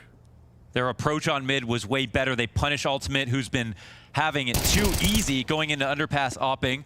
And now with 20 seconds, okay, Shuhei dies. Nafly's alone. They know he's a B player. It's a Hail Mary and he'll go down. One more, says Torzy, to win this game. He promised us in that pregame that he would bring the heat, the passion, the fire to the squad. He said, yeah, you heard me yesterday, but I've got so much more to give. And they don't do it off the back of luck. They actually learn from their mistakes, and they just play better CS inside of middle. Xerxin was dying every round. Torzy was not getting mid kills. Ultimate was getting everything. Nertz was taking out his Xerxin. All that changes inside of one round. Ultimate is like he couldn't do more. Ultimate literally won them both rounds, and they could not do it. Ultimate getting 3 picks by himself, and they could not win out. This is something Liquid hadn't faced. Deaf an elimination and Twists, point. I guess, just blind. No hate, but goddamn, I don't know what more this guy could do. You press tab and you see he has almost double the kills of anyone in this team. Onto the brink of Double the kills of anyone in the enemy team except for Spinks. He's made it very competitive, and they just cannot close it out. They cannot close this game out. A lead that they had once secured with an 8-1 score at the start of Mirage. And it's back in their hands. Not to mention dwindling economy for the CTs. Team Liquid playing off of an MP9, a scout on Ultimate. And when Ultimate has been such a ferocious force inside of this AD bro. There's no denying that's a limitation. He said we do damage. Torzy with the op. The team's gonna hold here, man. There's nothing else to it. The team's gonna fucking turn up or shut up. There's no... Liquid take a risk out the gate. There's no in between. Alien. 4 players here. We could be looking at the last round here, guys.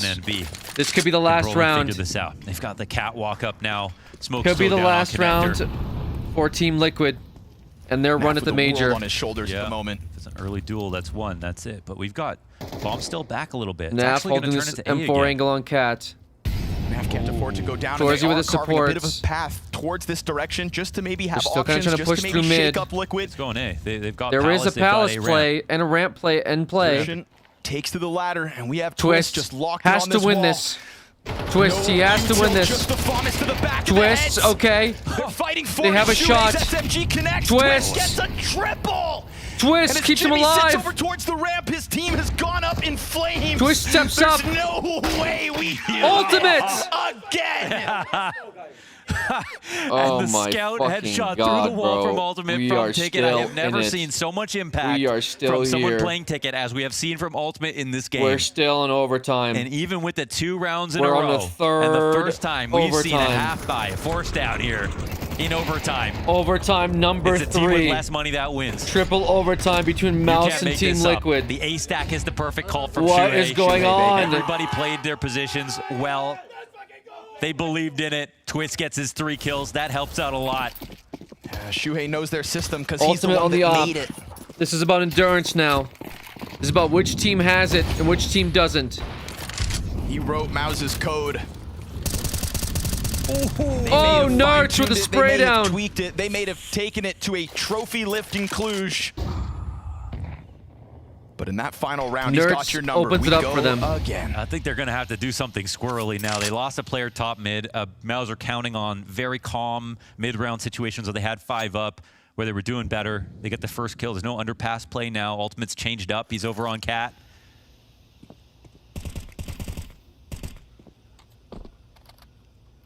Always back to A. Doubling up with Twist and Nertz. Sheesh. I think it's a What a really game. great solution. They still got to It's been find a crazy game.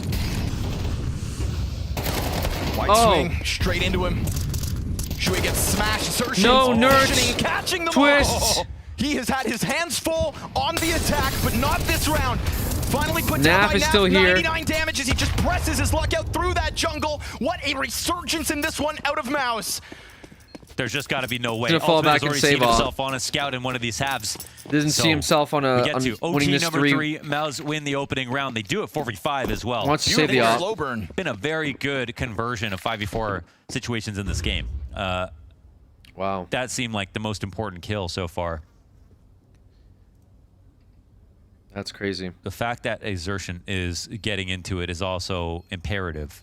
Like him and Jimmy are the 2 guys here that on Dust 2 have had some very standout, or Mirage, excuse me, some very standout performances. Lacking today.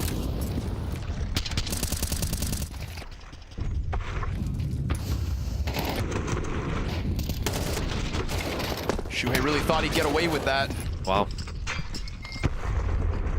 What a dirty play from Jimmy. Just a palace wide swing. You're dead on, those 2 players, right? It's great for them to find a round with both of their names on it. Been sat here twiddling my thumbs, waiting for the emergence of Xertion and Jimmy. It's a hard job for Xertion. Everyone knows you're going to try to get boosted into window or get up into connector every round of your damn life. And if they don't stuff you inside connector, then he's dealing with an ultimate over towards Ticket, who's been very freed up and happy to take that duel. Yeah, but not this round. He was started on Cat because they have conditioned him out of like taking those early mid fights. His rotations changed. He wanted a new way to approach it. His aim's been insane. I bet he was just taking that bench swing, to be honest. Xertion on the trot yet again. Yeah.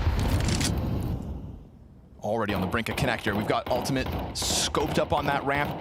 He has done wonders from this position. He'll try again. That's free. Okay. Perfect kill onto Brolin, who hits the Lands dirt 2 that. rounds in a row. Xertion Triss goes down. up through connector. Xertion walking up.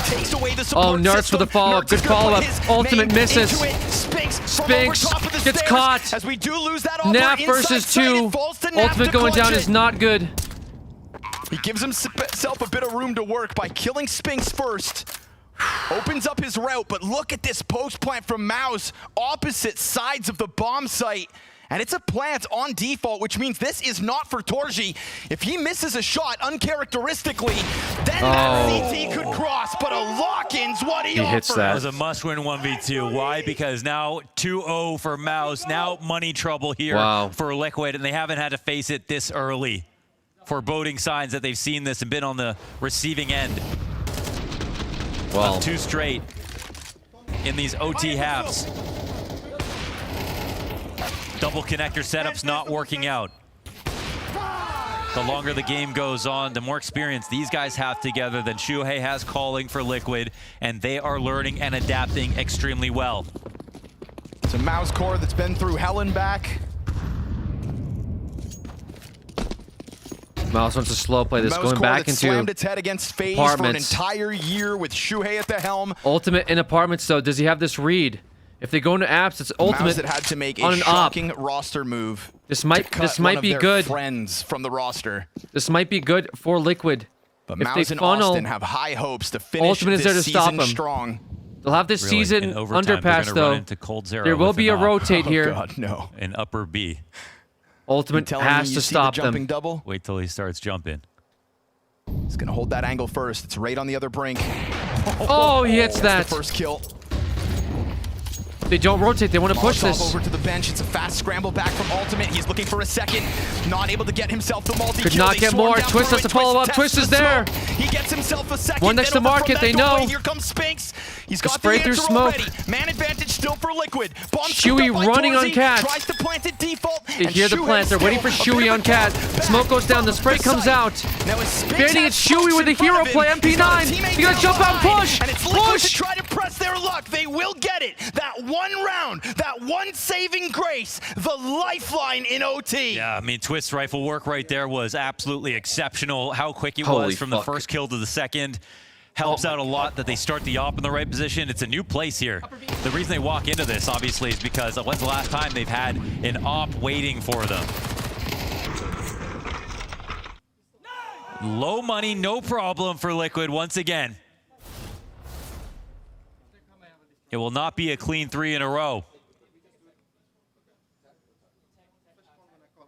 OTs are far and few, or timeouts are far and few between. They've got to use these wisely. They understand that this game only gets hard. Again, if you're the favored team, especially this favorite, going into overtimes this deep, it should favor you. This is the best scrim that Liquid have played so far with this team. I'm sure they're learning a lot about themselves right now. I am stressed the fuck out, dude. That they have Ultimate in this form as well. This game has me stressing, man. I am stressed. What a reminder to his capabilities this map is. But is it too late in the major run?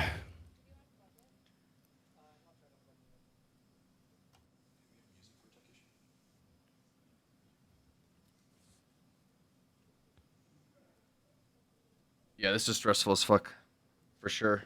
Tension's thick here in Austin.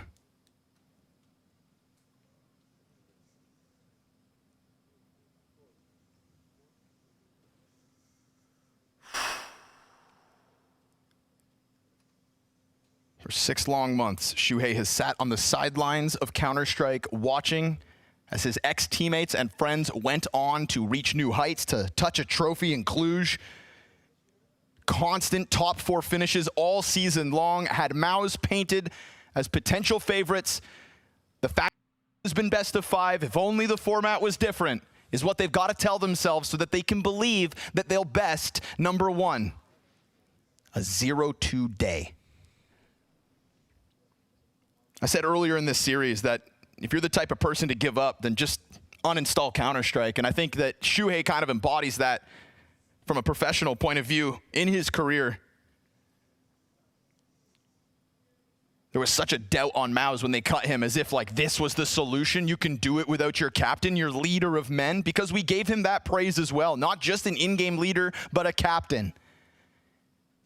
Looks like there was issues with headphones. And he's happy to go play for whoever wants to play with him. And there that's was why we there was saw issues that with Nertz's headphones. I actually wonder. We know was it plenty actually, of was it players Nertz or maybe it was that would Twists? take the break long enough to find a good team and not settle for anything outside of Tier 1. Shuhei said, if you're down to clown, so am I. Let's run it. And he made it to the grand finals of Paris with a roster you never expect. Now you've got Ima on Na'Vi off that team. Shuhei has found a place on Liquid. That's a brave move to make in your career. And he's someone who didn't want to waste any time.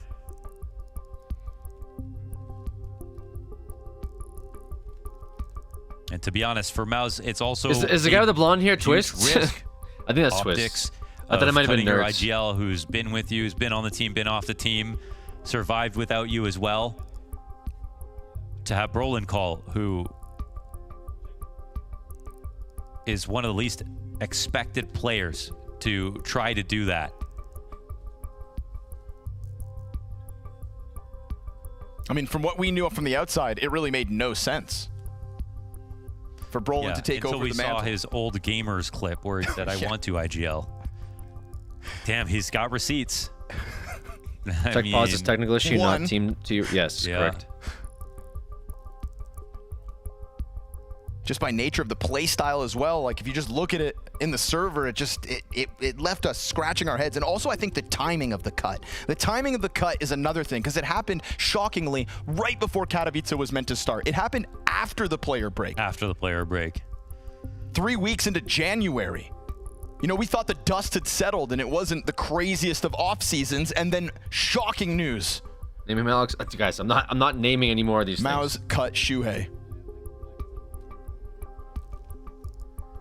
And his return to action took some time as well. You know, there was obviously everybody throwing out his name immediately where he could end up, but there was some absence from play.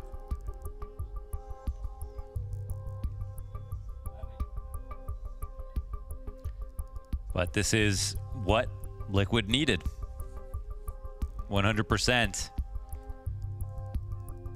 It was cool to be able to see that no matter what, if he was IGLing or not, Twist can maintain his form. That was great. And to be honest, back on Dust 2, it felt like, all right, well, what's going to happen with this project? But we are like 3 hours past that. We just saw Nuke, where Liquid just absolutely stunned versus their performance versus MOUZ.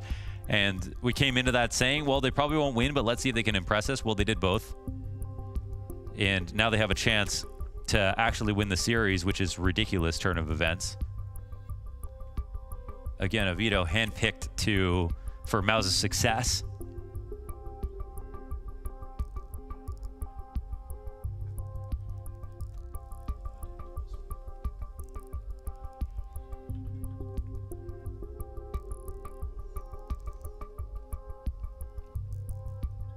I hope no one has to pee. Oh my god, bro. What is going on here? It's like he's having headphones issues or something. Fuck me, man. It's wild that this entire season of Counter-Strike, the only criticism that you could put on Maus was, haha, you can't beat Vitality. Yeah. But nobody else could. It's this historic 30-match win streak. But that one went back and forth. Yeah. You know? This is a Maus that knew they could beat everybody barring the world's #1. So all good. Step into the major. Stage 3 start, fine. Talking about a Shanghai semi-finalist for the record. And the only playoffs they have missed since then was the start of the season when, again, turmoil with Shuhei's departure caused a bit of panic. Is Naf okay? No Vitality in Cluj-Napoca led them to a trophy lift. He looks like he doesn't want to be there. The confidence they got from that. Top 4 ever since. Is he sick or something? 3 second places in the process. Did bro not sleep?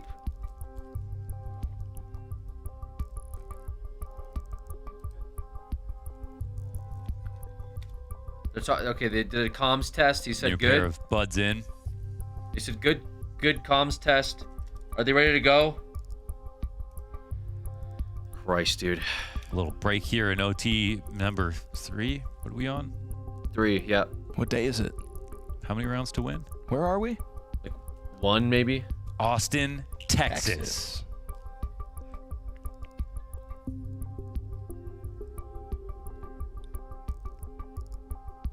I don't know who that tech timeout benefits more, honestly. Back in America I don't think there's major. I mean, I don't think that benefits anybody, really. I have to pee.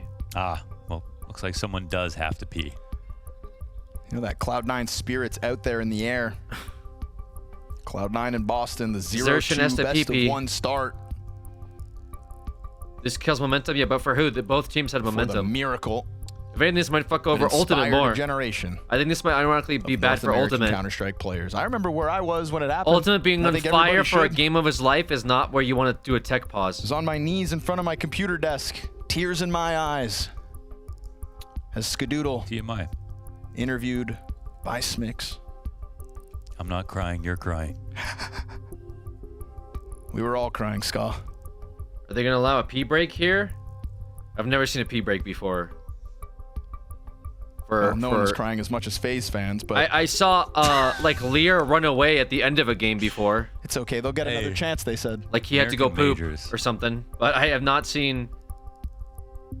So that spirit I've of not the seen a pee break in a match. Lives on because Maus could be the players to wield it. Could be. Are they ready to go? Again, the certainty that they can beat every other team in a best of 3 except for Vitality. But Vitality lost to Legacy. Have to redo this monitor now? That means... Well, they haven't played Legacy, have they? That's fair. What the fuck is going on, dude? Then. What? So Legacy are now 1 and 2 as well, right? What happened to his headphones that got so fucked up? What happened to his fucking headphones? Did they... Motherfuckers short circuit or something? Like, wouldn't that be a funny? They gotta restart his monitor and shit. Depends how you define funny, I guess. How do the headphones break so bad you gotta restart the monitor? I'm watching them unplug cables on his monitor now. Audio drivers? Oh, Jesus Christ, dude.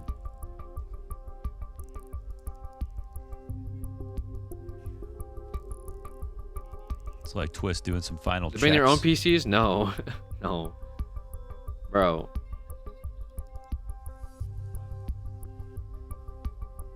Not allowed to speak, but you're allowed to write.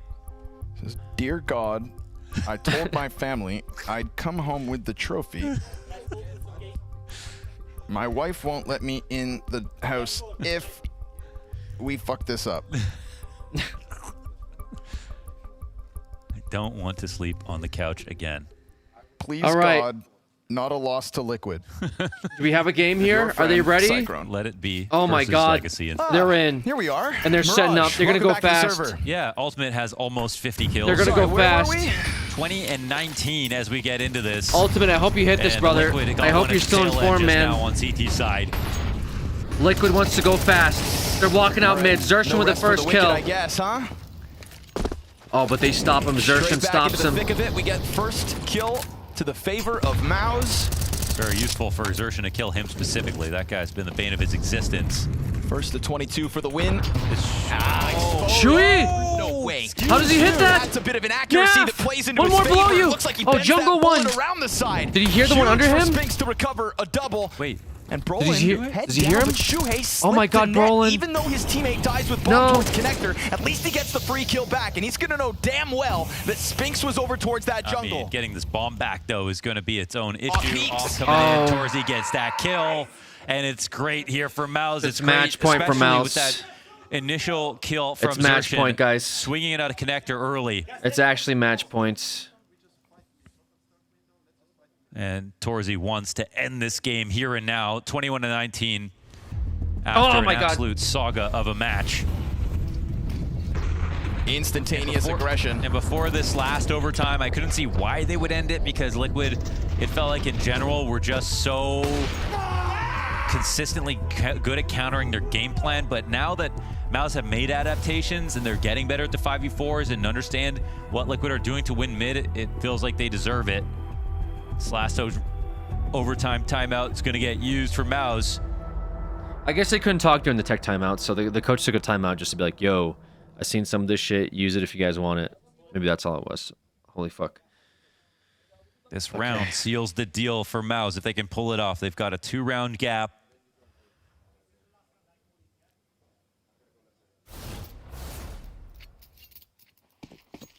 Good luck, have fun. We've seen Liquid survive one match point. Now they're going to have to do it back-to-back. Liquid needs to pull it out here. I don't know what, but they got to do something. Xerxon still playing around with connector. Bolstered by Torzy, floating his off outside You should ladder. be able to talk during timeouts. I think that's kind of scuffed, though, because one team's taking a tech and then you're going over Spinks strats. always ready to rock in mid I think as well. that's a But little it's unfair, number you strong know? on that ramp. Nert's a little late Ultimate to Palace. walking out of ramp with the Eventually op. getting into that, excuse me, it's Naf. Ultimate, trying to take Now a they're shot. already No, gonna test it's just, it, so they will just I think it's try Twist to walking swing out. it out into the A And site. no one's in ramp. Brolin leaning Nobody back, just playing starts dropping for the full Palace. belt of utility. And while they take a look at the site, there's nobody actually They're emerging already from any on of these site. corners. This underpass lurk is so late. What is going on Liquid underpass? outs. They can't just be coming up on this A split with nothing else. Nerds, where's Nerds? Before these smokes come up and Oh, Twist Twist. gets killed before he can Get release crossfired. Finds ultimate in the process. Shuey needs to do something here. Something big. Shuey, something big. Just a trade. Beyond Nerds. belief heroic No. moment for Liquid, or Nerds this is one so goes up in late. smoke. Maus Oh, pushed to their no. absolute limits. But the mutiny continues with Shuhei marooned here in Austin. Holy where any shit, sign dude. of Liquid success is nothing but a mirage. Oh, how it felt real for only a moment. Wow. The reverse sweep from 0-2 for Maus begins.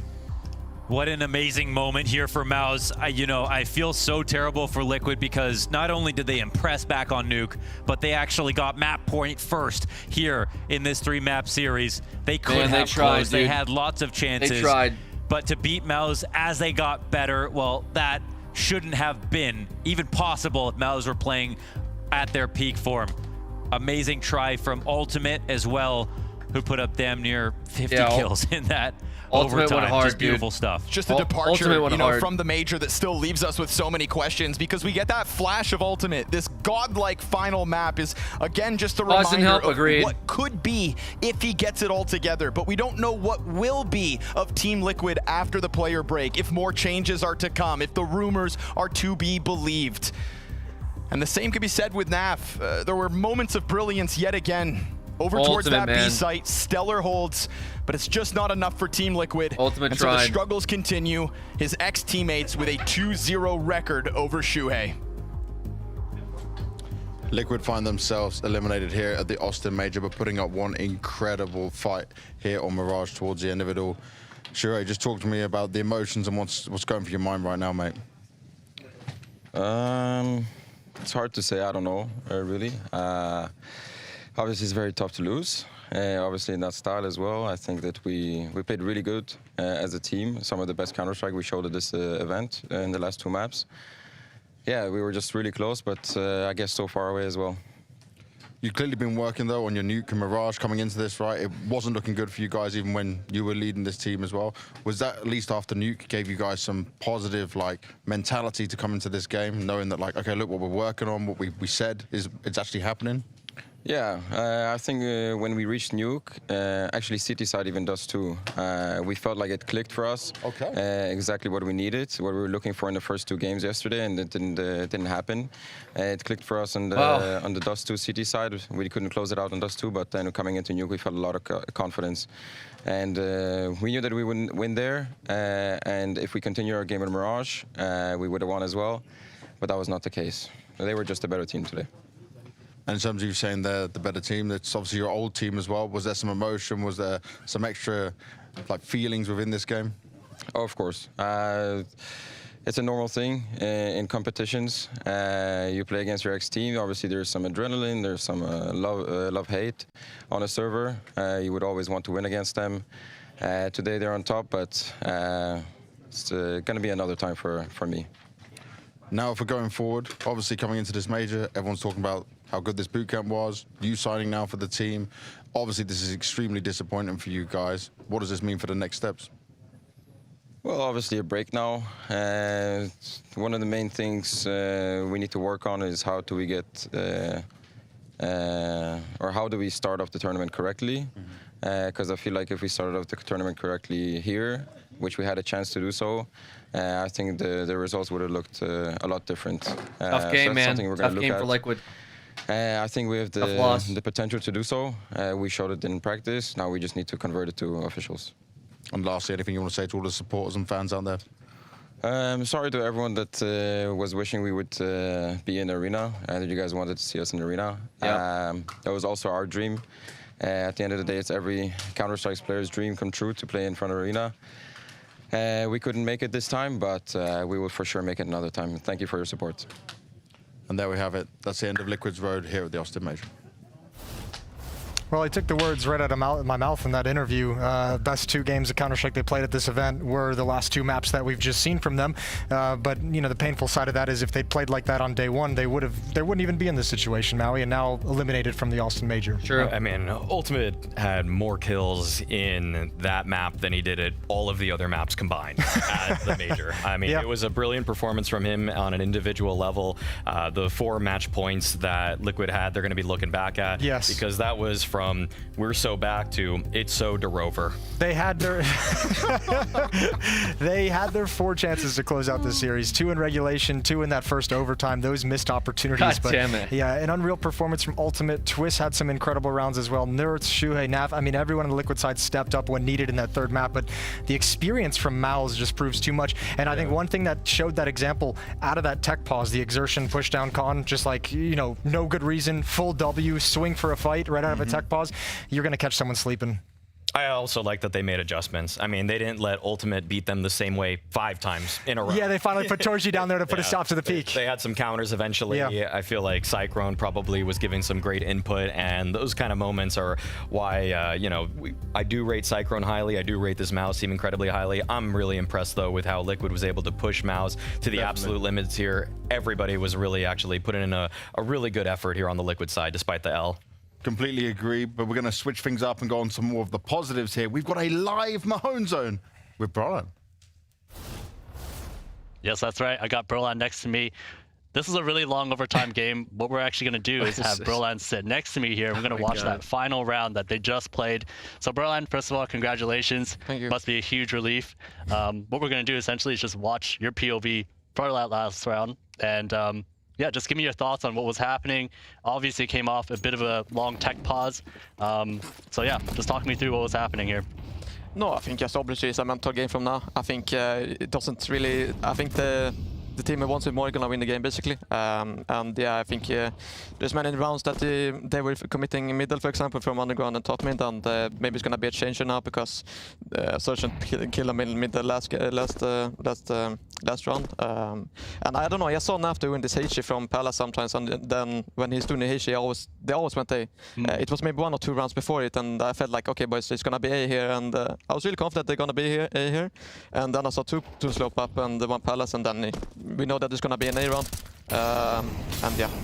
Were you guys convinced at all that, you know, because they're so deep into overtime, that this was just gonna be the commit? Like, there's no fake or anything like that? I mean, of course. I mean, obviously, I think there's not many teams that are taking with, for example, 2 Palace and 2 slope and 1 Palace, for example, which I saw on my POV. So I mean, of course, we can do some kinds of do it, but I think it's, as I said, it's a really tough game, and it's an elimination game as well, overtime game. So I think maybe, as I said, maybe this fakes us in time, but in these scenarios. So right here, when you hold towards the CT spawn area, you find 1 kill, you got your backup coming in. At this point, what are you looking to do? Are you looking to just stay alive, let your teammates take contact, or what's your approach at this point? No, I think both. I like both ways, of course. I think either we can fight or either we can just play slow and play the fire free. But we have the team basically in CT, so I think it's just good. Like, I think it's just good to overall just go up CT and try to kill them before they get the bomb plants, and just try to make their in their comfort zone basically. So yeah, it's just I think this game was just incredible, and yeah, I'm really happy that we won it. Any final thoughts, like just on the game overall? Like, this was a really long match. No, I think just as I said before, I think it was just 2 rounds more basically who wins. We were in 8-1 lead, and yeah, they got the last 3 rounds on the C side, and then they got the pistol, and I don't know who won the first weapon, but yeah, I think it's just pure mental game, and I don't think I think they played really good. I think they came back into in the tough situations, if I say so. They had a lot of match points, and we as well. I think we had some at least. But yeah, it was a really tough game, and I'm just really happy, as I said before, that we won the game in the end, and I'm just looking forward to the next one already. Okay, great. Thank you so much, Broland. And of course, still a long road ahead. Still a couple more games until you actually make it to the playoffs. But that's going to be it from us. Back to you guys at the desk. Thank you very much, Mahone and Broland. And yeah, there's a pure mental game in there, but pure joy for the team of Mouse. Pure joy. Well done. It's an older meme, but we'll allow it. Yeah. Hey, we've got to keep bringing it back. Yeah, I mean, I think that to Broland's credit as a whole, I feel like the shift to in-game leader was something that I personally didn't have a lot of faith in. I never really heard anything about this guy being cerebral in terms of giving input to a team, being much of a mid-rounder, much of a voice. But with the results that Mouse have shown this year already, the fact that they've won an S-tier trophy, he's already proved himself in so many ways. So to even see them in this 1-2 position now still feels like a shock to me. Yeah, it is a little bit surprising. And I mean, yeah, but it's a great rebound so far from them. I think one nice thing too, Torji was still like, even when he's like having some tough rounds and going through a stretch without any kills, he was still the energy guy, still shouting at the boys, this is the games we love. He was just keeping them hyped up, keeping them focused and in the mood and in the moment, and not letting them kind of like drift away from the game at hand, which is awesome to see. And it is very good, because in the pre-match he said he wasn't doing it enough yesterday, so he knew that he needed to turn it up a notch, and especially in a game like this. I want to get just a quick temperature check on what you guys now think in the Liquid, because they didn't just bow out, they didn't just get rolled over, they didn't lose 0-2. They had some fight in it, but is it still more negative than positive in this? Wasn't enough. Listen, I was going to come into this post-game segment after like a 2-0 that I thought was coming from Malz, and I'm feeling very angry. So like this is kind of taking some of that anger away. But I mean, let's be real. It's still not anywhere close to the point. Like you still have to think, if you're on Team Liquid, like you still have to sit Naf down and have a really tough heart-to-heart with him and figure out what's going on in that realm. You still have to figure out if Ultimate is the opera that you want for the future, because this is a wonderful map to take an example from. But if you focus on this, you might lose sight of some of the struggles he's had. had. So you have to assess if he's a player that you want to be sticking with for a number of years. You've got Shuhei in control of the team. Do you want to keep DeMar behind you as an analyst? Do you want to bring in a coach? There's plenty of decisions that Liquid have to make. And that's why I'm at least kind of happy, and my anger gets tempered a little bit that they win Nuke and they have a competitive map on Mirage, because now you get to see what you're working with. Now you get to see the things that you worked on in the boot camp actually come to fruition, and you can properly assess where you want to go from here. But they have some hard decisions that they're going to have to make, and a lot of it is also going to depend on what other players might be available when this major, when the dust settles after the major, because that's always an influence as well. The one move that you have to make if you're Liquid is getting a coach. Feels like they missed out on what could have been the Ash sweepstakes or the lottery, but unfortunately, everyone missed out on that one. Yeah, it was just he went back to Gamer Legion, and so they're going to have to look for people probably from the tier 1.5 space. That would definitely give Shuhei a little bit of a leg up in terms of preparation for these kinds of matches. Don't put it all on him. And like Jason said, I mean, I feel like even though Ultimate did have that one pop-off map, like this was a really bad major for him until that single map, and so you have to find ways to create more consistency for him, because really it's been kind of a roller coaster watching him from when he first joined the team and he popped off so much, and then he probably went on a 3-month stretch of just pure red ratings, and now it's mostly in the red still. Climbing back up, but not anything that you're going to be like nothing that's going to secure a position, and especially with Opper being such an important part of a team, like, and how difficult it is to find an Opper that can have impact. I mean, you got Brokey out there not on a team right now. You got Dexter out there not on a team. So there are options if you want to go find a high impact Opper. So that's part of the decision that Team Liquid's going to have to make in tandem with their new long-term IGL that they've just brought in. Yeah, let's see what the future holds for Team Liquid, but let's also remind everyone at home what has happened across today. We're going to take a look at the bracket and have a look. I don't remember. What did happen today? Bro, a lot has happened. We've been so focused on this game. So much has changed a bit. I'm going to kick us off tomorrow with a bit of the G2 versus Aurora magic in here, because honestly, yes, G2's a dead team, but there is no way in hell that I expected Aurora to be losing this one with Vitality, the playing like they have been playing in recent time. Okay, thanks. I mean, it's a shocker that and everybody from G2 is able to play at the level that they were able to manage. I mean, shouts out to Heavy God again with a pretty comprehensive tournament so far for himself. And I feel like when you have this much stacked up against you and you're in the G2 camp, it's so easy to crumble, to know that the next season this is already basically a write-off for everybody there. But a couple guys giving it their all, even though they know they're on the chopping block. In fact, they've already been chopped. We're talking about G2? Yeah, it's kind of weird too, and it's funny because I feel like, you know, the perspective, it feels different than when we had, you know, Heroic here previously with Saw and Sunpies being the ones heading over there. G2 did kind of smoke Aurora. Being like, you know, we're here for this like one last great run where we get to see how far we can go. On the G2 side of things, it's a different energy it feels when you see them walking around. Yeah, and it's just strange. It feels a little bit sad. But in that sense, I'm with you. It's actually crazy that we managed to win that game the way they did, 13-4. And that's why, I mean, that's why we have such an issue like buying into Aurora being able to make these deep playoff runs, because it's like, what is that? Yeah, that's not the Aurora you bought stocks in, and maybe it might be time to sell. Mal will keep us updated on how Aurora do. I've sold mine. I've sold mine. Like 3 weeks ago, I said they're not making playoffs. He's still got NAF, though. He's still got NAF. Yeah. So don't trust his logic. He's not making smart decisions. In the aggregate, I've broken even. Well, you know who's making very smart decisions? It's whoever on Furia has pieced all of this together, because Fallen brings in Molodoy and Yakinda, and they just demolish VP. This was not even close, and it wasn't just like Molodoy or Yakinda having a great game. We also saw a bit of Yuri and Quesavaro action coming in. This was exactly what you want if you're a Furia fan. The decision from Furia to bring in Yakindar and Molodoy in the middle of the season was met with a lot of questions, and, well, they're giving us answers. It was insane, to be fair. I mean, it feels like it came out of left field completely, but it's already paying dividends. I mean, this team was not on anybody's radar 3 months ago to make it to the playoffs of the major. Now they've secured a top 8 finish with a 3-0 in this group. Like, this is already fantastic, and the way that they, like, look at these Furia scores, looked good. They just I wish they blitzed VP, that is. They had 3-0 at stage 2 for my pick'ems, but, you know. 13-3, 13-5, speed running it, and Virtus Pro has looked like no slouch. We've been super impressed with them through the stage 2 and now stage 3. This is incredible, and I think the number that jumps out to me the most, obviously Quesarado great at 30, Yikinder great at 26, Fallen with 27 and 14, switching over to the rifle, switching his rollover. Still doing it. I feel like I cannot praise Fallen enough for what he's been able to do in this kind of a situation, because none of this would be possible if he wasn't the one stepping away and say, bring in the young talented Opera. I don't got it anymore with the AWP.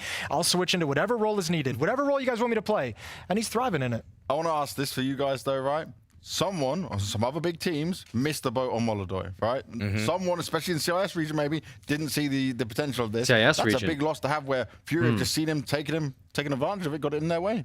I feel like a lot of teams now are gonna probably just start plucking these tier 2 oppers up. If you're putting up like a 1.3 rating in CCTs, that might just be good enough at this point. Who knows? I appreciate because it, CS2, the shift from CS:GO, they should pull up again. In CS:GO, they usually do, but if they don't, I'll pull it up. Floundering now. Yeah, like and most ones that were great were now like kind of good. Yeah, and yet there's a couple people, this newer generation of guys who are actually putting their name on the map immediately because they really have honed their skills. They're playing the 8 Face-It games every evening, just maining the op, and now they definitely have a leg up here. And finding ways to find this talent before they have a large buyout attached to them is going to be a huge key moving into the future. So, I mean, we're starting to see like coaches be so important, obviously, between, you know, Zonic, between Blade, between Ash. There's going to be plenty I forget, and I apologize. But I think that, you know, one thing that you really want in your management is someone who's able to scout those lower divisions, someone who's got that eye, someone who's kind of, you know, steeped in that level of gameplay and can point you in the direction of, hey, this guy's looking pretty sweet. Start looking at him. Yeah, definitely worth doing, an investment for the future. Then we're going to come on to Spirit taking on Na'Vi. Spirit, at least on train. Simple so far. I think he can perform in main stage. I'm sure he can. It's just trying to play this, and that's not a I just don't think it's all about Simple. Like, I think Simple is he's kind of like It's not great to see that consistent Spirit enough are in this to kind of form for the major. like the old Simple where you can rely on him to win rounds. Shanghai, but a lot of the he can talk definitely this win season has been rounds about when how he's come feeling they it. aren't You know, going that's to why I think there's upgrade more their pressure roster. on. But hey, they've already secured a top 8 There's more finish. pressure They're on already Rain. looking, Certainly, there's again, more like one of the pressure most on like formidable opponents. Frozen. If you're going to face them in an Leash, early you round know, matchup what pressure in on the Kerrigan playoffs, to just well, you better IGL, bring but your absolute A Simple's game more like a immediately wild when you card, I enter that think. arena. Yeah, they've had a very weird season, it feels. They won the major, and then they come in and kind of eat, so they get second place. But the whole conversation during those playoffs was how tired they were. How, like, after the grind to the major, to the Shanghai major, and then the, you know, the kind of little bit of time off and the grind to get the next season started, they're a little bit exhausted. So I've kind of been like, I wasn't really sure a lot of this year how to like kind of talk about Spirit, but you know, you gotta say coming into this, the boot camp they had went well also, you know, and now they have the results on top of it, and it's perfect. Spirit didn't have a boot camp either. Oh, that's right. They were all at home. They just did it all at home. Yeah. But the thing you're saying about exhausted? Well, no, because what I'm thinking is I know Donk gave that interview where he's like, you know, people are criticizing us for the way we decide to organize our schedule. And it's like, we don't care what they say. It's working for us. Exactly. And that's like, and now you're like, well, how can you argue with it? Like, yeah, I do think it's crazy you didn't boot camp. But whatever, you made it through. That's why when Searson was at home in all those big boot camps. Liquid like, 0-3, but at what cost? We should have just let him Should have just kept letting him do it. Yeah. And Donk also is the only one Spirit who's not exhausted ever, just wants to play more tournaments, more games. Well, he's a young man, James. He might have just sub into games for other teams at some point and just turn up at it all. But let's take a look at the matches we've got coming tomorrow. We'll work our magic here and let's see what Spice got. I had no idea what was going to come. So we've got 3D Max Payne. So first, 3D Max Payne, Legacy Lin Vision. I think Legacy Lin Vision, 3D really Max interesting Payne, in a 2-1 game as well. That could be. We'll have to watch that Legacy Lin Vision not game. one you want to meet in a 2-2 game. An Aurora Mouse. We'll probably be watching FaZe versus Mongols, go to the and then playoffs. best of 3 VP Vitality. We knew or this was going to be the VG2, case after day probably one. We knew Vitality. someone was going to get punished for it, and it's going to be one of those two teams. Mouse survived today. Can they do it again? Interesting. VP Vitality. Let's see here. I feel like that's going to be an interesting one to test. It's like a barometer for Virtus Pro. Okay. Where you at exactly? Should I would move still lean on, heavily question towards mark? Vitality taking that, but VP's looked so good that I'm kind of like, where are you? Yeah, but VP just took an absolute I beating have to Fury. Aurora and Mouse moving match on. up to Vitality. And this is But what we've they're been saying all both through in ever since Virtus Pro showed up at the limbs, major. Was so there like, goes that it looks pick, great, but they LOL. haven't really been tested yet. They haven't had that loss. They've had some close games. They haven't lost and had to bounce back from it. So, oh boy, yeah, a good my barometer of pick'ems, where my you're at as a pick'ems. team inside the server, Oh and a good boy. barometer of where you're at as a team outside the server as well. Well, we're done for the day, boys. We've got our games. We know what's going to be happening. Yes, the end is here, but don't worry. There'll be plenty more Counter-Strike action coming your way here from the Blast TV Austin Major that you won't want to miss starting tomorrow. All the excitement, all the heartbreak, it's all here in Austin. All right, guys. GG's.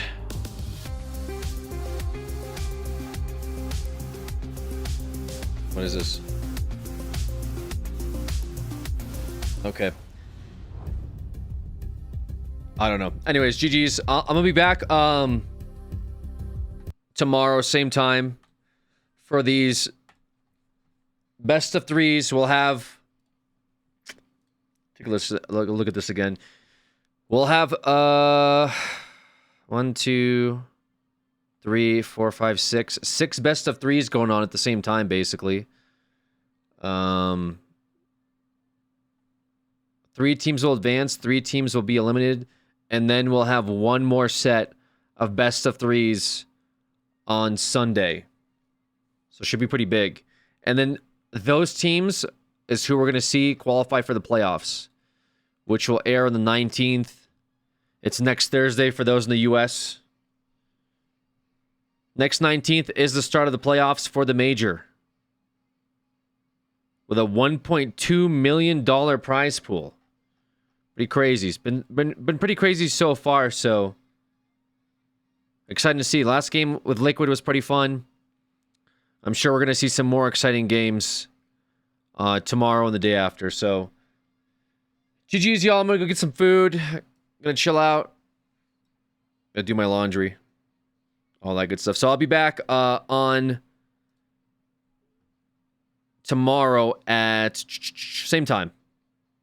Same time as today. So whatever it was 7.5 hours ago for you right now is when I'll be back tomorrow. All right. Bye-bye, guys.